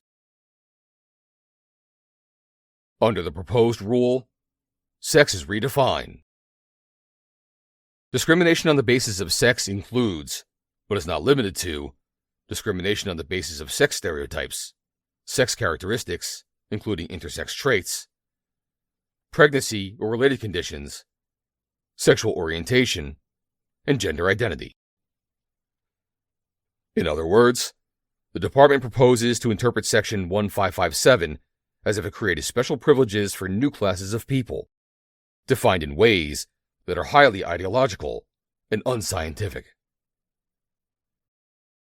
The redefinition of sex to cover gender identity and sexual orientation, and pregnancy to cover abortion, should be reversed in all HHS and CMS programs, as was done under the Trump administration. This includes the Children's Health Insurance Program, CHIP. Low-income families who rely on CHIP should not be coerced, pressured, or otherwise encouraged to embrace this ideologically motivated sexualization of their children. However, while the Biden administration's Section 1557 regulation should be altered and corrected, the lactation room requirements added in the regulation should either be consistently added in the upcoming Section 1557 rulemaking or be proposed in a new individual rule. COVID-19 vaccination and mask requirements. Healthcare workers were praised for their self-sacrifice in caring for sick patients at the beginning of the COVID-19 pandemic. But then they were fired if they objected to receiving COVID-19 vaccines with or without complying with onerous masking requirements, and regardless of whether they already had the virus and had gained natural immunity. With the disease being endemic and constantly mutating, vaccines and universal masking in healthcare facilities do not have appreciable benefits in reducing COVID-19 transmission throughout the community. Moreover, more recent COVID strains pose fewer health risks than the earlier strains, and the pandemic has been declared to be at an end. CMS should announce non-enforcement of the Biden administration's COVID-19 vaccination mandate on Medicaid and Medicare hospitals. Revoke corresponding guidance and regulations. Refrain from imposing general COVID-19 mask mandates on healthcare facilities or personnel. Pay damages to all medical professionals who were dismissed directly because of the CMS vaccine mandate. Administration for Children and Families, ACF. TANF. The Temporary Assistance for Needy Families, TANF, program is a federal block grant that gives states significant flexibility to fund a broad array of programs aimed at helping low-income families break the cycle of poverty and achieving economic self-sufficiency. States use TANF to fund monthly cash assistance payments to low-income families with children, as well as a wide range of services that include work activities, work supports and supportive services, childcare, administration and systems, tax credits, pre-K/Head Start, child welfare, and other services. The TANF program serves 1.8 million individuals. Since 1996, when the program was reformed, federal TANF outlays have been $16.5 billion. The state match is $14.9 billion, bringing the total state and federal TANF investment to $31.4 billion. The TANF statute requires that states engage 50% of single-parent families in work for at least 30 hours a week, 20 hours a week for single parents with children under age 6. Those states have the option to waive the requirement for families with children under the age of 6, and most do. States also have 90% work requirements for two-parent families to engage in work for 35 hours per week. Because of the caseload reduction credit, states' work engagement targets are reduced if their assistance caseloads have fallen since 2005. As a result, 21 states had a work engagement target of 0% in 2017. Generally, states apply their work requirement only to beneficiaries receiving basic assistance, who account for 22.3% of TANF outlays. The Trump administration proposed a Supplemental Nutrition Assistance Program, SNAP, rule to increase program integrity and reduce fraud, waste, and abuse that would have prevented an individual from qualifying for SNAP simply because he or she received a pamphlet from the TANF program. This rule defined non-cash benefits as those that are worth at least $50 a month and received for at least 6 months. The tenets of this rule will be applied to the TANF program as well. This definitional change would apply the TANF work requirements to any non-cash benefit worth $50 a month and received for 6 consecutive months. To increase transparency, HHS should clarify how states, in their quarterly and annual reports, ought to track and audit the outcomes of how they spend TANF funds to meet the TANF program's 4 statutory purposes. Additionally, TANF priorities are not implemented in an equally weighted way. Marriage, healthy family formation, and delaying sex to prevent pregnancy are virtually ignored in terms of priorities. Yet these goals can reverse the cycle of poverty in meaningful ways. CMS should require explicit measurement of these goals.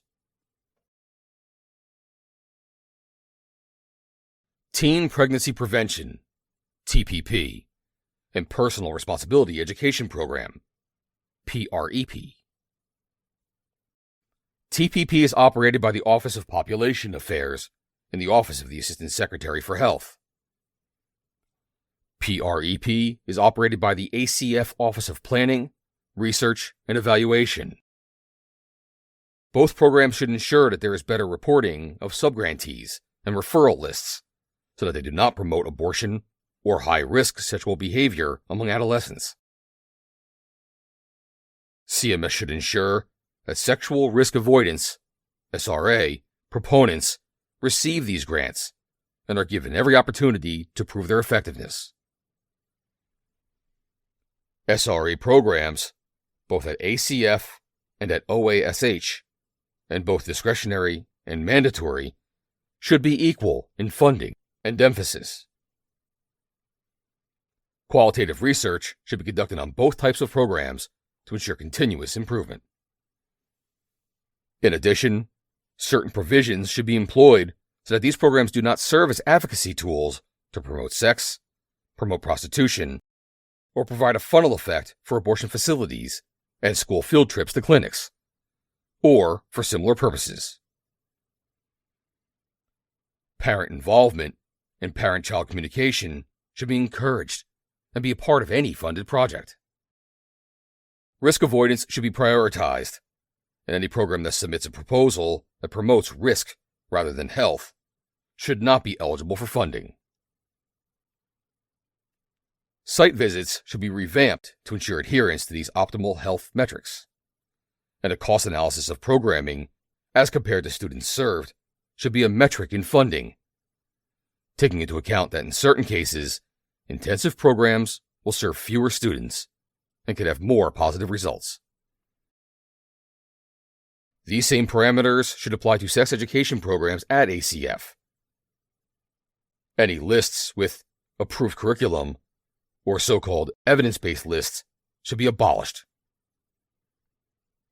HHS should not create a monopoly of curriculum, adding to the profit of certain publishers. Furthermore, lists created in the past have given priority to sex promotion textbooks. HHS should create a list of criteria for evaluating the sort of curriculum that should be selected for any sex education grant programs, both at OASH and at ACF, with the aim of promoting optimal health and adhering to the legislative language of each program. Adoption reform. There are roughly 400,000 children across the nation on the waiting list for foster care, and 100,000 awaiting adoptive families. And the opioid/fentanyl crisis is putting more at risk every day. Unfortunately, many of the faith-based adoption agencies that serve these children are under threat from lawsuits, or else their licenses and contracts have been halted because they cannot, in good conscience, place children in every household due to their religious belief that a child should have a married mother and father. HHS, through ACF and the Assistant Secretary of Financial Resources, ASFR, should repeal the unnecessary 2016 regulation that imposes non-statutory sexual orientation and gender identity non-discrimination conditions on agency grants, and return to the policy of maximizing the options for placing vulnerable children in their forever homes. ACF and OCR should also survey their programs to consider whether additional waivers of HHS grant conditions, waivers the Biden administration revoked in 2021, are needed for faith-based agencies. Additionally, Congress should pass the Child Welfare Provider Inclusion Act to ensure that providers and organizations cannot be subject to discrimination for providing adoption and foster care services based on their beliefs about marriage. Office of Refugee Resettlement, ORR. The Office of Refugee Resettlement should be moved to the Department of Homeland Security. Having health and welfare functions managed by HHS and border security functions managed by DHS has created intolerable failures in both. HHS and ORR have forgotten their original refugee resettlement mission and instead have provided a panoply of free programs that incentivize people to come to the U.S. illegally. Even more troubling, ORR has too often placed children into dangerous situations when releasing them into the country. Nearly all of HHS's care, custody, and placement of children is done through cooperative agreements with private agencies, many of which may have broken federal law by inducing or being accomplices in illegal immigration. Those arrangements could be handled far more effectively by DHS. Congress should reform the Trafficking Victims Protection Reauthorization Act to transfer all ORR duties for unaccompanied alien children to DHS and eliminate the Flores Settlement Agreement. Regardless of where ORR's functions reside, ORR staff and care providers should never be allowed to facilitate abortions for unaccompanied children in its custody, including by transporting minors across state lines from pro-life states to abortion-friendly states. Pregnant, unaccompanied girls in ORR custody should be treated with dignity, not trafficked across state lines to be victimized by the abortion industry. ORR should withdraw its policy of allowing elective abortions for children in ORR care and issue a new policy of instructing care providers not to allow girls to be transported for elective abortions. HHS OGC and the White House should insist that DOJ fight to defend that policy up to the U.S. Supreme Court in light of Dobbs. Office of Child Support Enforcement, OCSE. Congress established aid to families with dependent children in 1935 to assist single-parent families who were suffering financially from the loss of a breadwinning husband and father. Within 2 decades, however, the majority of families receiving aid were dependent because of paternal abandonment rather than death. Today, nearly a third of America's children live without a father present in the home, and a fourth of them are enrolled to receive child support. The glaring issue in child support enforcement today is a non-resident father's ability to provide full or consistent child support payments. The literature reflects this divide, as fathers have been categorized as deadbeat dads, or as dead broke dads, and now as disconnected dads who do not commit to the mother and child. Child support in the United States should strengthen marriage as the norm, restore broken homes, and encourage unmarried couples to commit to marriage. Child support tax credit. National or state guidelines and tax law should be updated to ensure that non-resident parents with child support orders can receive a non-dependent child support tax credit.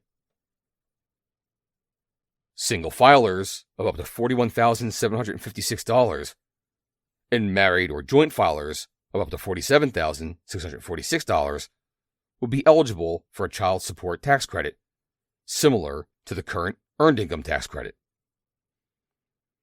Filers could receive a maximum of $538 in annual returns for one child, and a maximum of $3,584 in annual returns for two or more children, based on a credit rate of 34%. A child support tax credit would use the low-income, non-resident parents' own earned income and history of employment to assist them further in the task of caring for their children. The key to this policy is that it empowers fathers with their own resources and money, rather than creating another government assistance program or a fully refundable credit, devoid of the father's own monetary efforts. This way, the non-resident father's role as financial provider and relational figure is affirmed, and much-needed financial resources are given to the children. Visitation. Visitation is key to revitalizing child support and increasing payment frequency. The most effective way to lower a non-resident parent's monthly child support order is to spend more court-accounted-for time with the child. For example, Texas combined its child support court with its visitation court to ensure that resident and non-resident parents receive state-mandated financial support orders and enforceable visitation orders. Child support payment and interactive smartphone application. Each state should be induced to implement a high-tech, easy-to-use application to centralize child support payments.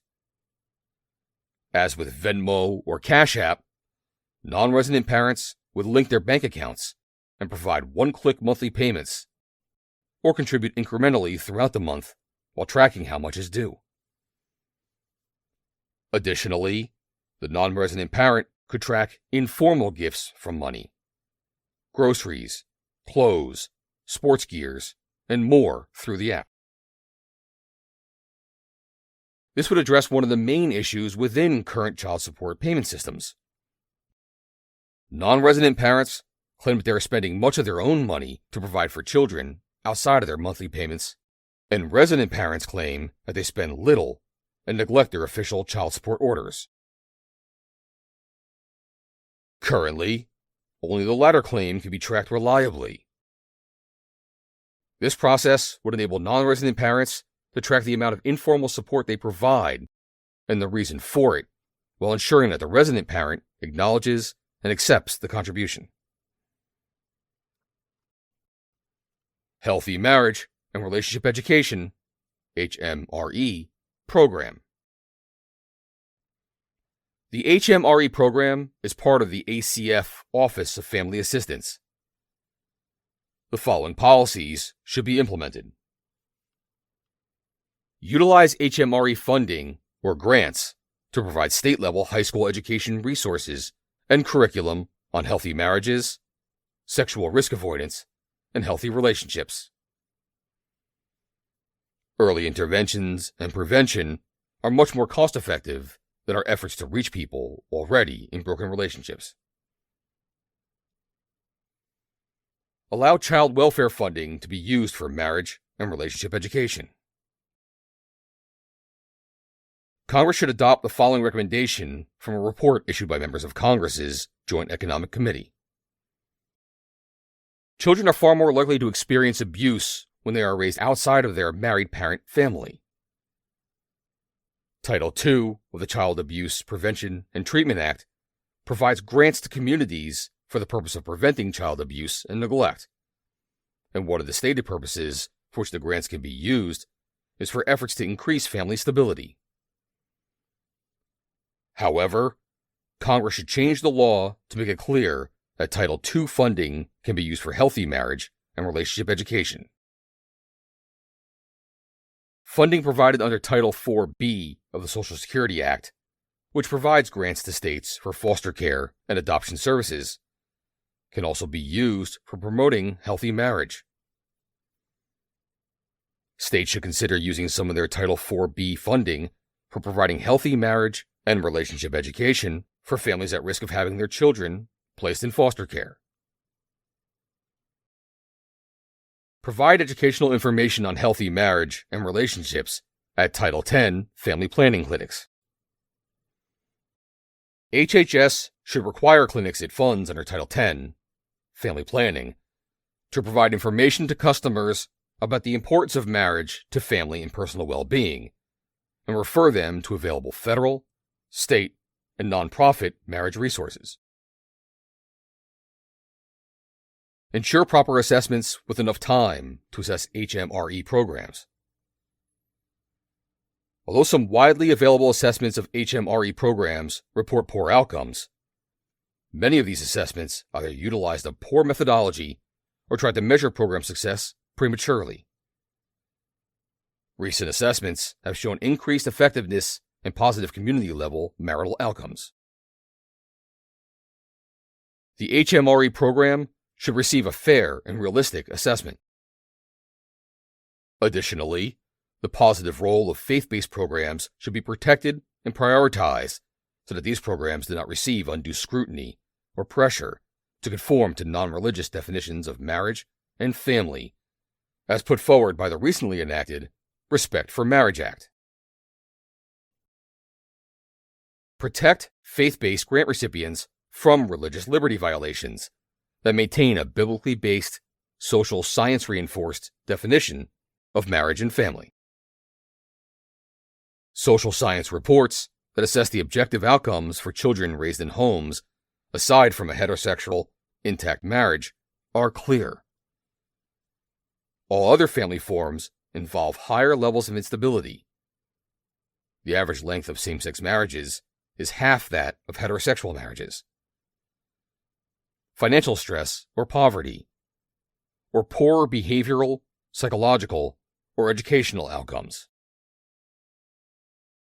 For the sake of child well-being, programs should affirm that children require and deserve both the love and nurturing of a mother and the play and protection of a father.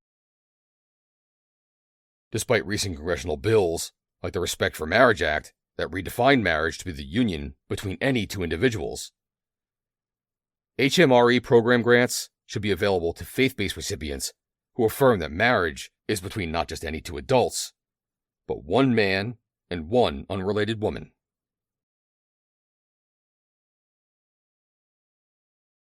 Healthy Marriage and Responsible Fatherhood, HMRF, program. This program is located within the ACF Office of Family Assistance. Its goal, like that of the HMRE program, is to provide marriage and parenting guidance for low-income fathers. This includes fatherhood and marriage training, curriculum, and subsequent research.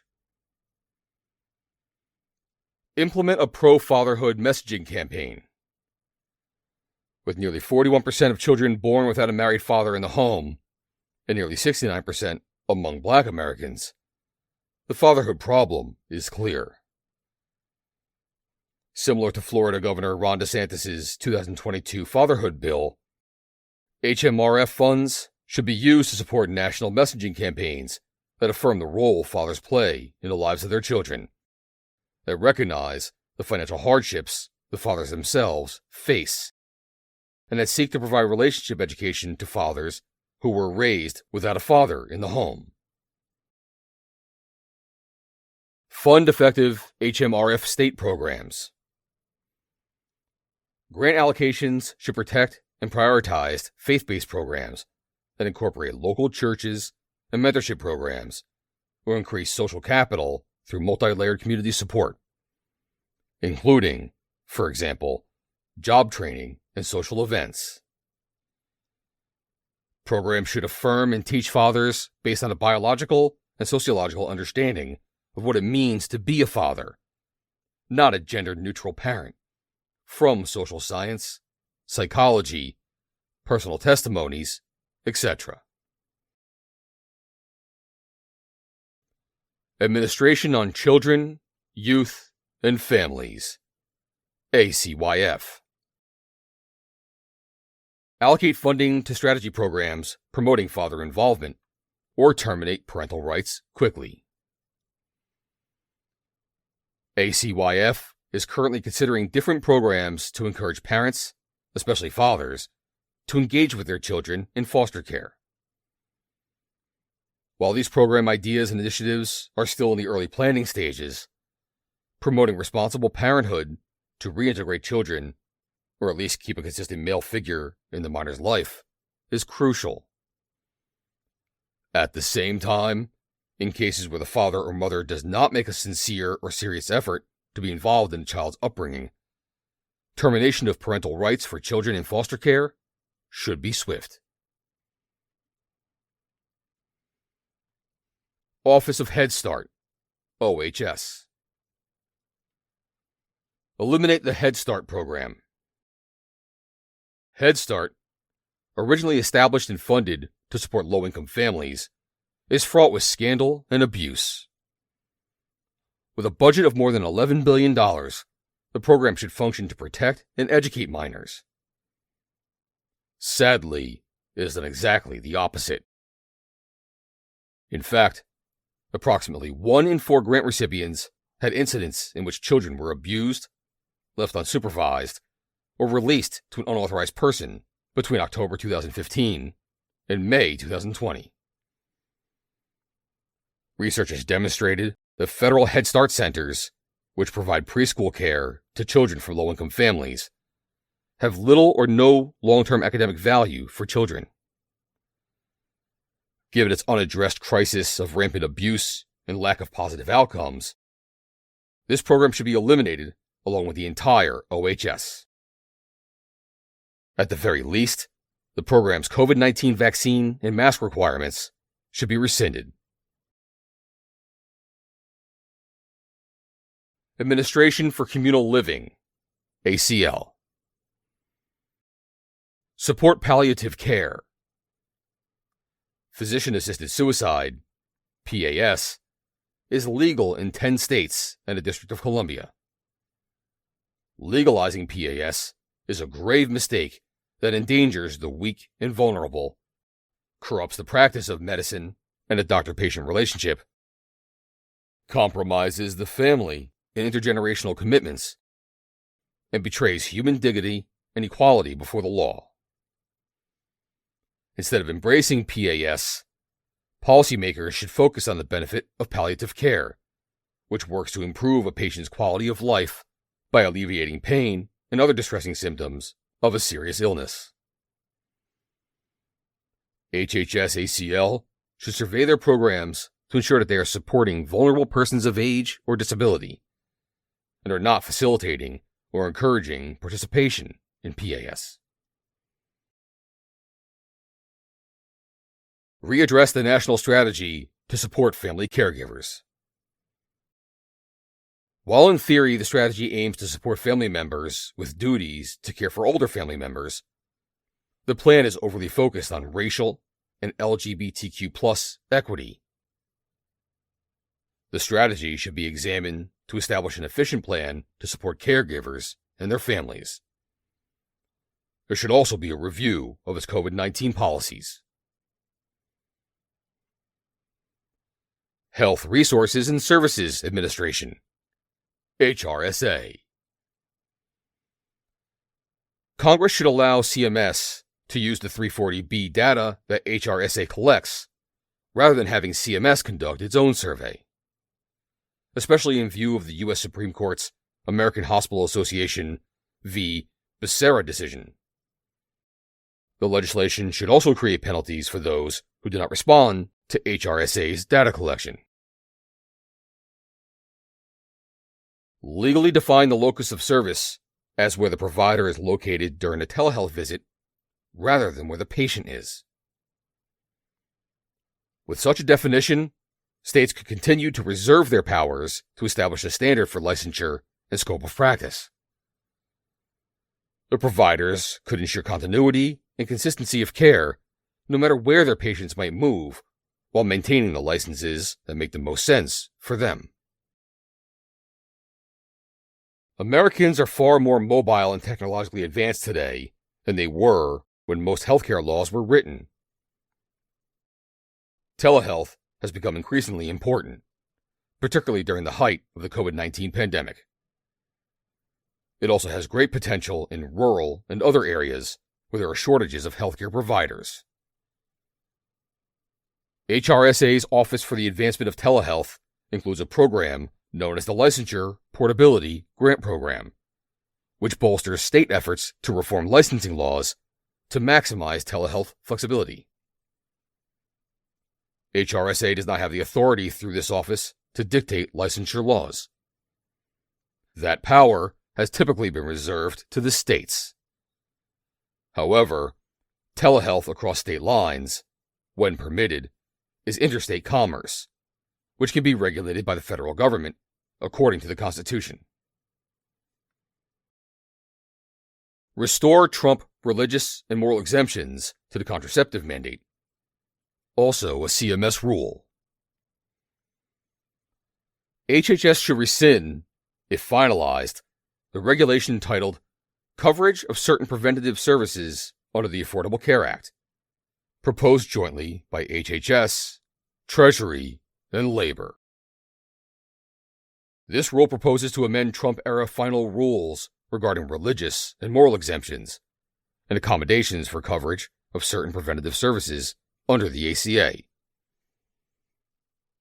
Preventative services include contraception, and it appears the proposed rule would change the existing regulations for religious and moral exemptions to the ACA's contraception mandate. There is no need for further rulemaking that curtails existing exemptions and accommodations. Require HRSA to use rulemaking to update the Women's Preventive Services mandate. The contraceptive mandate issued under Obamacare has been the source of years of egregious attacks on Americans' religious and moral beliefs. The mandate was issued as part of the Women's Preventative Services Guidelines, which were issued without any rulemaking that involved public notice and an opportunity to comment. Instead, HRSA issued and changed the mandate by simply posting changes to its website. HRSA also started off not requiring coverage of fertility awareness-based methods of family planning, then requiring them, then removing the requirement without notifying the public. A federal judge recently ruled that this failure to undergo notice and comment in issuing the mandate is unlawful. HRSA should be required to repromulgate any women's preventive service mandates through the notice and comment process that is compliant under the Administrative Procedures Act. Moreover, since the Obama administration, HRSA entered into long-term contracts with the pro-abortion American College of Obstetricians and Gynecologists, ACOG, and related entities to serve as an exclusive advisor with respect to the content of this mandate.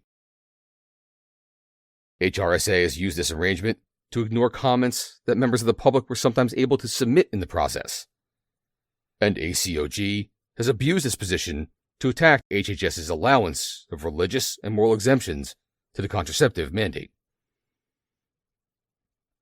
HHS should rescind these contracts and establish an advisory committee that is compliant with the Federal Advisory Committee Act and has members that are committed to women's preventative services and are not pro-abortion ideologies.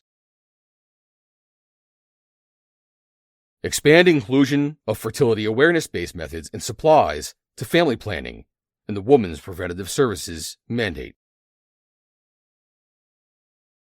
ACA requires coverage of and prevents insurance plans from imposing any cost-sharing requirements on women who obtain preventative care and screenings as defined by HRSA. In 2016, HHS included instruction in fertility awareness-based methods as part of this requirement. However, in December 2021, HHS removed that language from its list without using the notice and comment process or giving any rationale, both of which are mandated by the Administrative Procedures Act. In August 2022, a federal court blocked this attempt to eliminate health insurance coverage for fertility awareness-based methods of family planning from requirements that cover at least 58 million women, and the judge made his ruling permanent in December 2022. HRSA should promulgate regulations consistent with this order. HHS should more thoroughly ensure that fertility awareness-based methods of family planning are part of women's preventative services under the ACA. FABMs often involve costs for materials and supplies, and HHS should make clear that coverage of these items is also required. FABMs are highly effective and allow women to make family planning choices in a manner that meets their needs and reflects their values. Eliminate men's preventative services from the Women's Preventative Services mandate. In December 2021, HRSA updated its Women's Preventative Service guidelines to include male condoms after claiming for years that they had no authority to do so because Congress explicitly limited the mandate to women's preventative care and screenings. HRSA should not incorporate exclusively male contraceptive methods into guidelines that specify they encompass only women's services. Eliminate the week after pill from the contraceptive mandate as a potential abortifacient. One of the emergency contraceptives covered under the HRSA Preventative Service Guidelines is ELA, ulipristal acetate. Like its close cousin, the abortion pill mifepristone, ELA is a progesterone blocker that can prevent a recently fertilized embryo from implanting in a woman's uterus.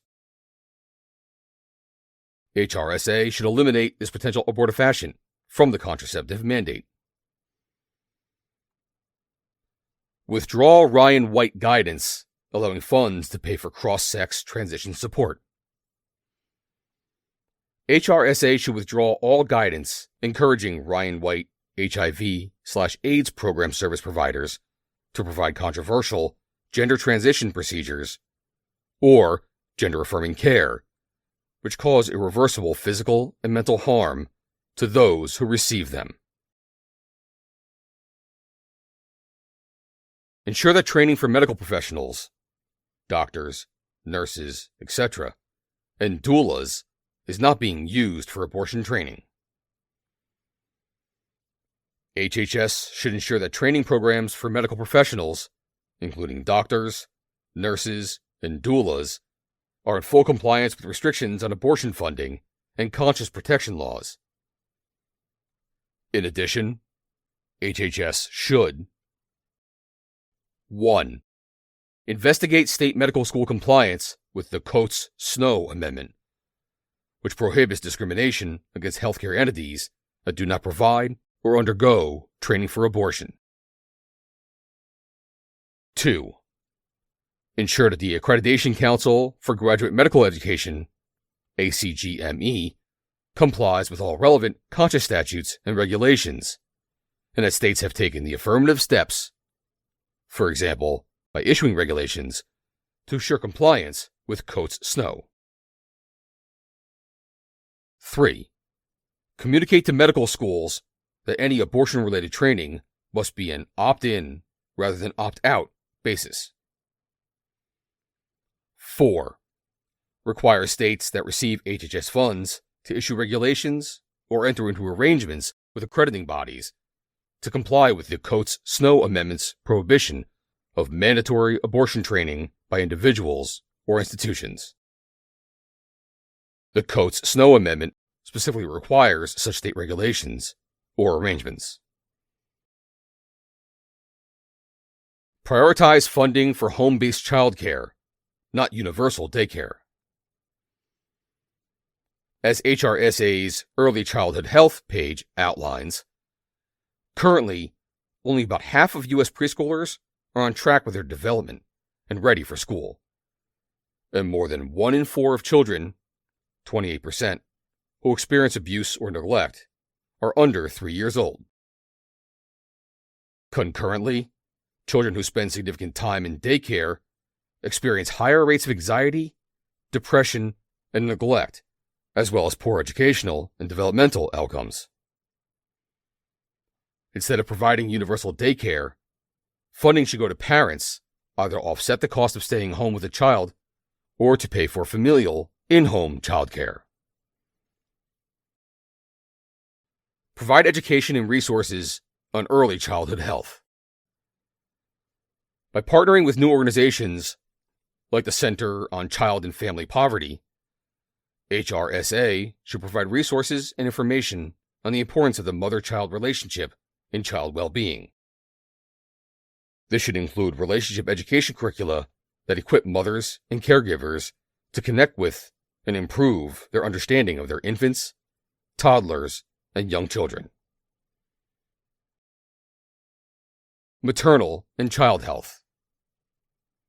Currently, the HRSA Maternal and Child Health Program is collecting data on the benefits of doulas in improving the health, safety, and emotional well-being of mothers at birth. Doulas provide a patient-focused, non-medical support system for single or married mothers that decreases the overall cesarean rate by 50%, the length of labor by 25%, the use of oxytocin by 40%, and request for an epidural by 60%. Doulas often use the power of touch and massage to reduce stress and anxiety during labor. Given concerns about maternal mortality or postpartum depression that is worsened by poor birth experiences, doulas should be an active option for all women, whether they are giving birth in a traditional hospital, through midwifery, or at home. Additionally, since most doulas' services are not covered by traditional insurance programs, the Maternal and Child Health Program should work to provide funding for low-income mothers. Indian Health Service, IHS. The Indian Health Service serves our American Indian and Alaska Native populations. Reforms are needed to improve America's ability to deliver on its promises to these important populations, and must take account of cultural preferences and lifestyles, limitations due to geography, such as challenging terrain, and limited internet access.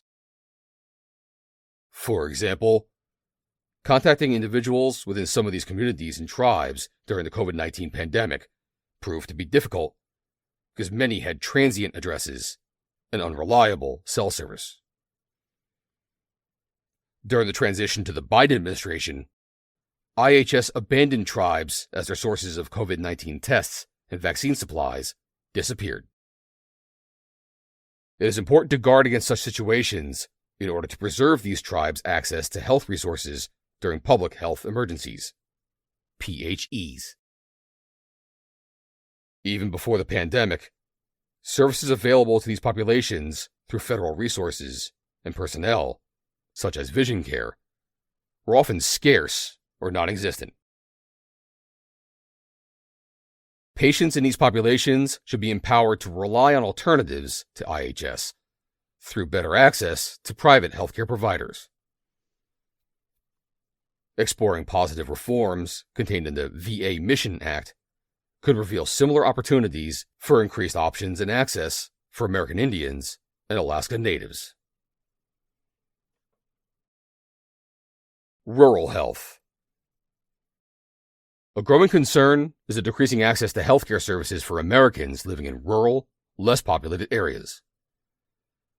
Many find themselves in regions that were not previously as rural as industries move away, taking with them economic prosperity and often medical providers.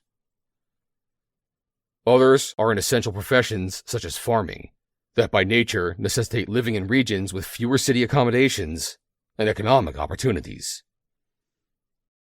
Seeking space for one's family and cultivating the land are valued goals that are deeply rooted in America's fabric.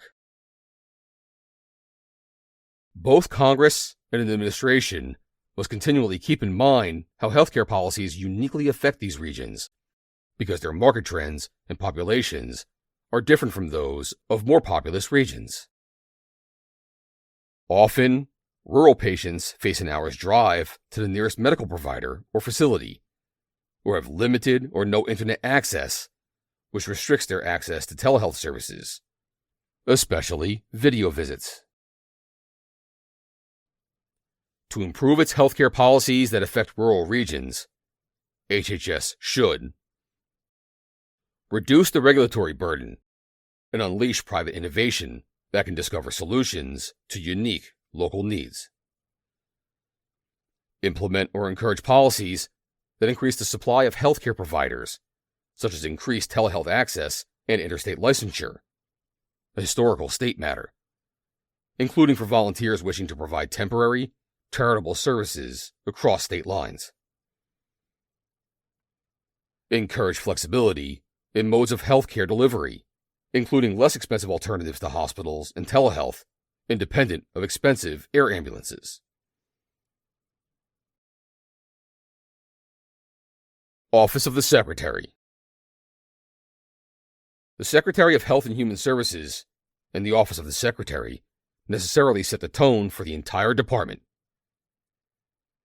The Secretary is the most accountable individual within HHS, and, along with his or her immediate staff, should therefore be responsible for setting the policies that govern the department's operations, instead of allowing the operational divisions to assume the leading role in policymaking, thereby diffusing responsibility. Practical reforms to enhance the Secretary's accountability should include the following. Restrict HHS's ability to declare indefinite public health emergencies, PHEs. Currently, HHS is merely required to notify Congress of such a declaration within 48 hours. Congress should establish a set time frame for any PHE, placing on the Secretary the burden of proof as to why an extension of the PHE is necessary. Reinstate the HHS sunset, securing updated and necessary statutory evaluations timely rule. Congress should codify the now reversed Trump administration rule that required all HHS agencies to review regulations retrospectively and publish results. Without such a review, regulations expire. Investigate, expose, and remediate any instances in which HHS violated people's rights by 1. Colluding with big tech to censor dissenting opinions during COVID. 2. Collude with abortion advocates and LGBT advocates to violate conscience protection laws and the Hyde Amendment. The Life Agenda.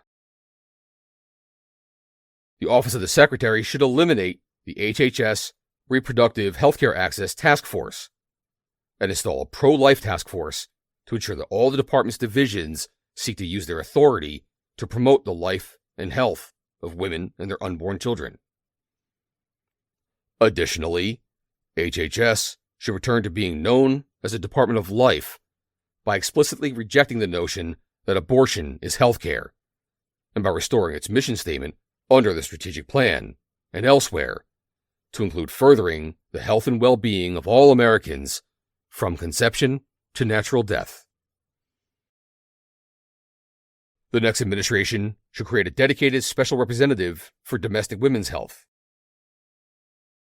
In the Trump administration, there was a special representative for global women's health that focused on international issues. But this position lacked authority to the lead on international policies because of overlapping issues with the U.S. Department of State and USAID. and at times, a lack of clarity as to the lead point of contact and policy decisions at the White House. The new special representative should serve as the lead on all matters of federal domestic policy development related to life and family, with support from the DPC for implementation and coordination among agencies. In the post-Dobbs era, advancing support for mothers will include coordination among agencies outside of HHS, and a special representative will provide a clear focal point for all issues related to protecting life and serving families. The Family Agenda. The Secretary's anti-discrimination policy statements should never conflate sex with gender identity or sexual orientation. Rather, the Secretary should proudly state that men and women are biological realities that are crucial to the advancement of life sciences and medical care, and that married men and women are the ideal, natural family structure, because all children have a right to be raised by the men and women who conceived them. Office of the Assistant Secretary for Health, OASH, / Office of the Surgeon General, OSG. The Assistant Secretary for Health, ASH, is the 4-star admiral for the United States Public Health Services Commission Corps, USPHS, and the Surgeon General, SG, is the 3-star admiral. The ASH is tasked with overseeing not only the USPHS, but also 10 regional health offices, multiple presidential and secretarial advisory committees, and other offices such as the offices of Minority Health, Women's Health, and Population Affairs. The Secretary can further expand the ASH's responsibility, for example, by designating the ASH as liaison to the CDC. The SG officially oversees the daily operations of the USPHS, although those are actually under the control of the director of the USPHS Commission Corps headquarters. The SG also issues information to the public, Surgeon General's advisories, calls to action, and reports, serving in effect as a key public health spokesperson for the federal government. USPHS officers are assigned to various agencies such as the CDC, NIH, and Bureau of Prisons. Their organizational structure is similar in some respects to the National Guard's, and their salaries are paid primarily by the agencies to which they are assigned, which serves to limit USPHS appropriations. USPHS officers can be deployed on missions to respond to domestic or international crises. For example, a hurricane in Florida or an Ebola outbreak in Africa at any time. The USPHS should be restructured to make it more like its sister uniformed services, with a more streamlined chain of command and corresponding appropriations to ensure efficiency and clarity of mission. Its core mission should be refocused to emphasize prompt, responsive deployments that meet specific criteria and are less dependent on the various agencies to which the officers are assigned. Fulfillment of specific tasks should not be duplicated by non-uniformed civil servants and USPHS officers, and any roles that can be filled by civilians should be filled by them. The ASH and SG positions should be combined into one 4-star position with the rank, responsibilities, and authority of the ASH retained, but with the title of Surgeon General and some of the SG's communications responsibilities, which would include disseminating other HHS messages and sharing general medical advice without legal weight. The holder of this consolidated position, which should be filled by a healthcare provider, should be better positioned to ensure that the USPHS is properly focused and deployed. With such reforms, the supporting office, previously the OASH and OSG, would be better equipped than other HHS offices or agencies to reduce silos and consolidate or eliminate duplicative functions. Congress should consider legislation that will require this office to take such actions or at least make such recommendations to the Secretary.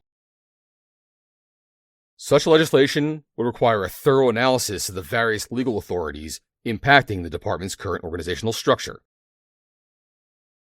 The position previously known as the Principal Deputy Assistant Secretary for Health should be combined with and have the title of Deputy Surgeon General and become a 3-star position with operational control, including financial and deployment decisions. The Director of the Headquarters should be responsible for implementing the decisions of the Deputy Surgeon General. Promoting life and family.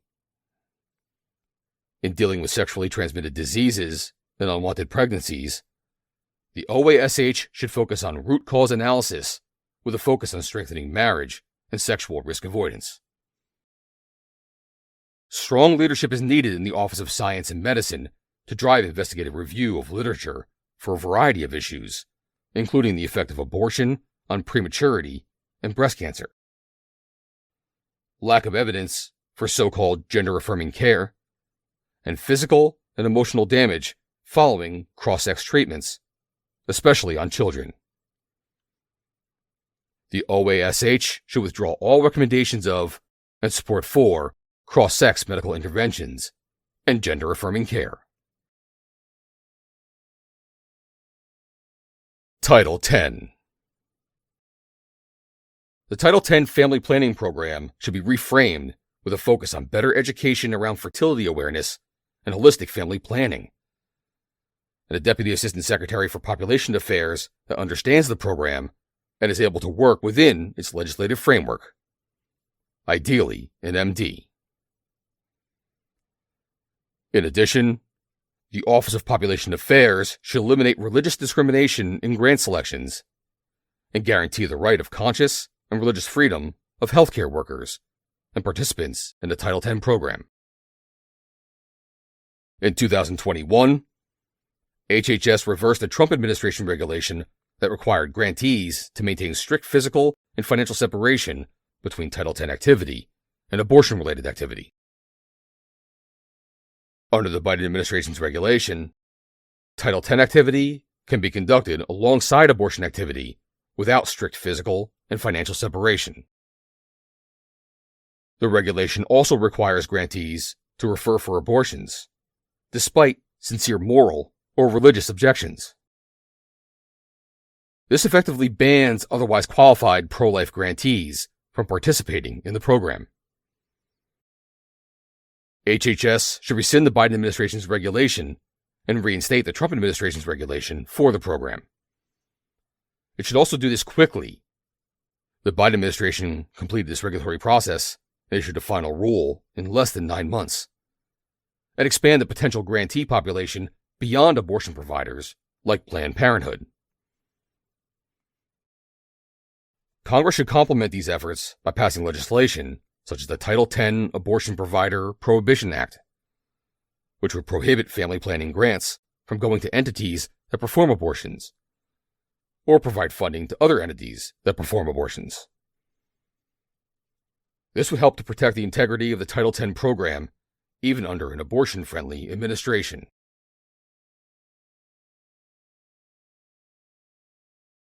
Administration for Strategic Preparedness and Response, ASPR. ASPR vs. FEMA. When the President declares a national emergency, per the Stafford Act, related to a public health emergency declared by the HHS Secretary, FEMA is activated and controls instead of HHS/ASPR. While this arrangement has some benefits because of FEMA's unique logistical capabilities, the arrangement should be reviewed, especially considering the COVID-19 pandemic, for improvements in efficiency according to expertise and available resources, reduce confusion for ASPR and among HHS agencies, and avoidance of duplicated efforts among agencies and personnel. Strategic National Stockpile. The President should invoke the Defense Production Act, which is a form of temporary takeover of private enterprises, only in the gravest circumstances. The Strategic National Stockpile, SNS, should be reformed to consider the potential supply chain disruptions of pandemics or global conflicts. Also, during the COVID pandemic, many states received ventilators from the SNS and hoarded them in places where a rush of COVID patients needing ventilators never materialized. The SNS should clarify its mission as supplier of last resort to the federal government, state governments, or first responders and key medical staff, and should not portray itself as serving the public as a whole. Office of General Counsel, OGC. The Office of General Counsel is essential to ensuring that HHS is operating within the bounds of its numerous governing statutes. However, legal caution can outweigh practical necessity and often slows processes and decisions when time is of the essence. Such problems were evident both before and during the COVID-19 pandemic. Internal processes should be reformed to streamline necessary legal determinations during crises, and general processes should be reviewed for efficiency. OGC should also rescind its PREP Act liability memo. OGC issued a PREP Act liability memo that suspended application of civil rights and other laws in the context of the administration of covered countermeasures during the pandemic. It should be rescinded as contrary to law. Rescind efforts to curtail OCR authority over conscious and religious freedoms. All OGC memos and Federal Register notices of organization or delegations of authority moving any OCR conscious and religious freedom enforcement to OGC, including RFRA, should be rescinded. An independent authority over these matters should be restored to OCR. Encourage DOJ to repeal OLC memos allowing abortion funding, despite Hyde and memos allowing federal enclave immunity to perform abortions, despite the Assimilative Crimes Act. Rescind legal analysis that authorized HHS to impose a moratorium on rental evictions during COVID. Rescind OGC legal analysis saying that the injunction in Bowen v. American Hospital Association prevents any proposed HHS regulations or enforcement actions concerning the denial of care to newborn infants with disabilities by covered healthcare entities without or against parental consent. Rescind the legal analysis supporting the Biden administration's decision to dismiss the University of Vermont Medical Center case dealing with the forced participation of a nurse in abortion in violation of law. Rescind the legal analysis restoring $200 million in Medicare funds to California after having been found to be in violation of the Weldon Amendment by OCR. Office of Global Affairs, OGA. The Director of the Office of Global Affairs should have the title of Assistant Secretary, so that he or she can adequately represent HHS and the Secretary and serve as the lead on global health diplomacy for the government. The designation Director is not understood to indicate the leadership role that this position holds in the international arena.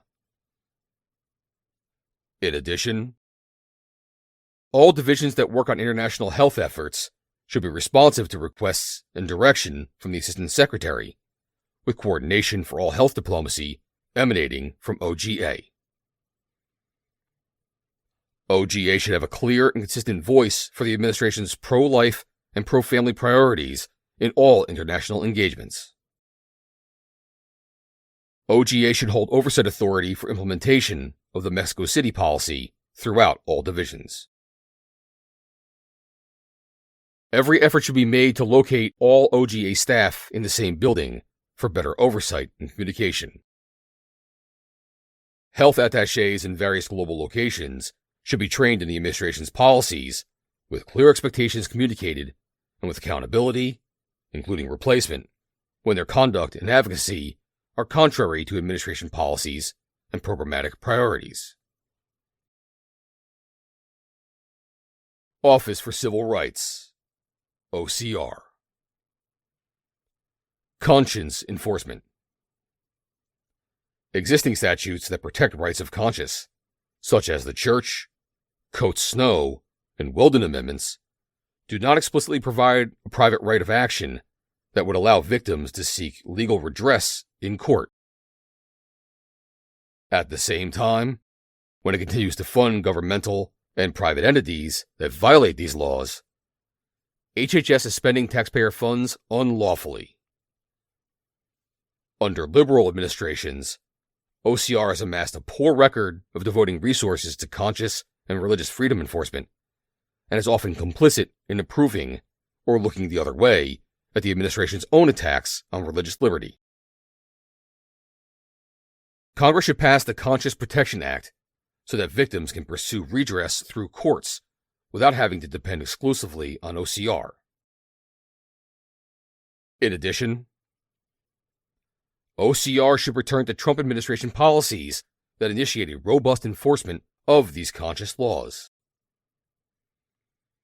It should restore and fully fund the Office of the Deputy Director for the Conscience and Religious Freedom Division, CRFD, and ensure that it has the necessary delegations from the Secretary to enforce these laws.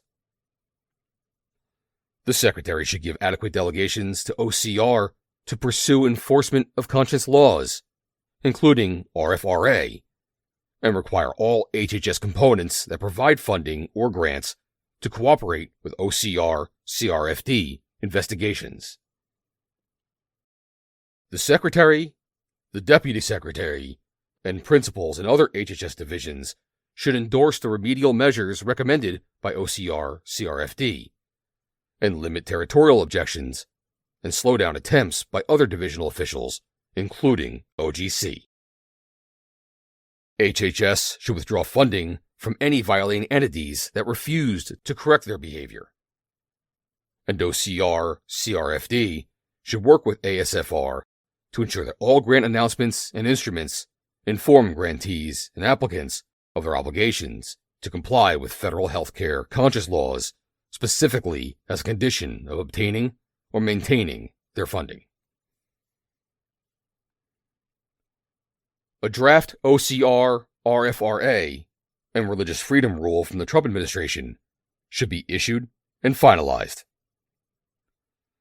These regulations will provide a clear process for OCR's enforcement in coordination with other HHS divisions and existing HHS grants regulations. HHS should reestablish waivers for state and child welfare agencies for religious exemptions, especially for faith-based adoption and foster care agencies. It should also rescind subjective, case-by-case evaluations for religious and faith-based organizations that request religious exemptions. These case-by-case determinations are currently coordinated with ACF and OCR. The recommended waivers should be granted to all states and agencies that request them, and OCR memos finding that RFRA will be violated if the waivers are not granted should be restored. HHS should restore OCR authority to review requests for and render opinions on the application of RFRA to requests for religious accommodations of people, families, and doctors who cannot, in good conscience, take or administer vaccines, including those made or tested with aborted fetal cell lines. HHS should restore Section 1557, Section 504, and other OCR regulations, and fix guidance documents.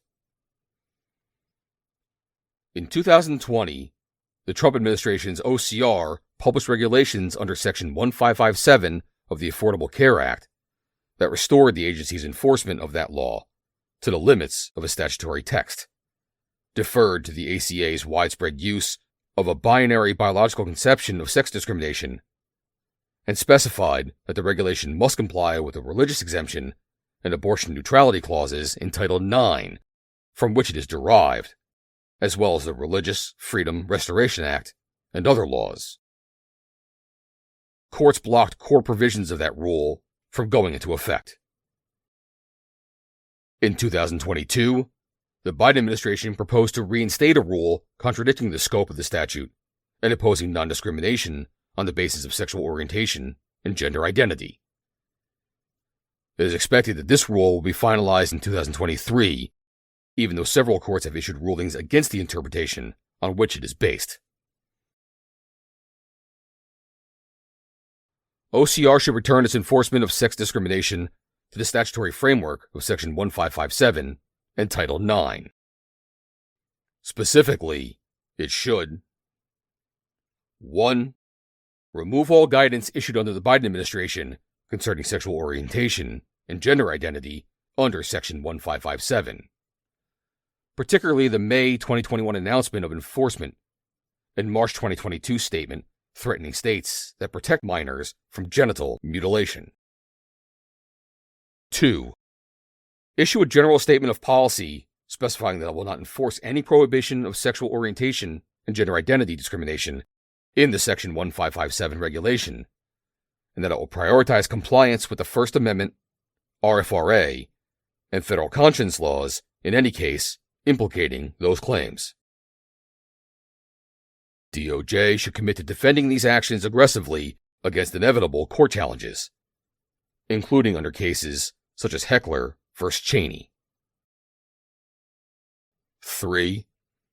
Issue a proposed rule to restore the Trump regulations under Section 1557, explicitly interpreting the law not to include sexual orientation and gender identity discrimination based on a textual approach to male and female biology taken by Congress in the ACA. The need to recognize biological distinctions as part of the sound practice of healthcare, and the need to ensure protections of medical judgment and conscience. DOJ should agree to defend this rule to the Supreme Court if necessary. 4. Issue a general statement of policy announcing that it plans to enforce Section 1557 discrimination bans by refocusing on serious cases of race, sex, and disability discrimination. In particular, OCR should highlight its 2019 investigation and voluntary resolution agreement with Michigan State University based on the sexual abuse of gymnasts by Larry Nassar. OCR should also coordinate with the Department of Education on a public education and civil rights enforcement campaign to ensure that female college athletes who become pregnant are no longer pressured to obtain abortions. Pursue race discrimination claims against entities that adopt or impose racially discriminatory policies, such as those based on critical race theory, and announce its intention to enforce disability rights laws to protect children born prematurely, children with disabilities, and children born alive after abortions.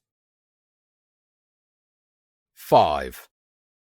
Issue and finalize the Trump-era draft disability rights regulations concerning crisis standards of care and use of quality of life adjusted years, QALYs, and reissue and finalize a disability regulation, withdrawn by the Biden administration, that prohibited discriminatory application of assisted suicide and denial of life-saving treatments for disabled newborns. OCR should withdraw its pharmacy abortion mandate guidance.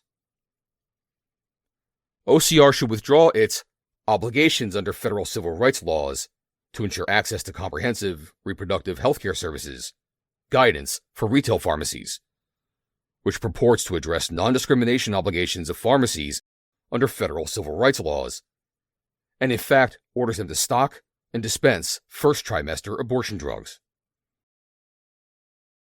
The guidance invents this so-called requirement and fails to acknowledge that pharmacies and pharmacists have the right not to participate in abortions, including pill-induced abortions, if doing so would violate their sincere, moral, or religious objections. Moreover, no federal civil rights law preempts state pro-life statutes. OCR should withdraw its Health Insurance Portability and Accountability Act, HIPAA, guidance on abortion. OCR should withdraw its June 2022 guidance that purports to address patient privacy concerns following the Dobbs decision, but is actually a politicized statement in favor of abortion against Dobbs. HIPAA covers patients in the womb, but this guidance treats them as non-persons contrary to law. The guidance is unnecessary and contributes to ideologically motivated fear-mongering about abortion after Dobbs. End of Section 3, Chapter 14.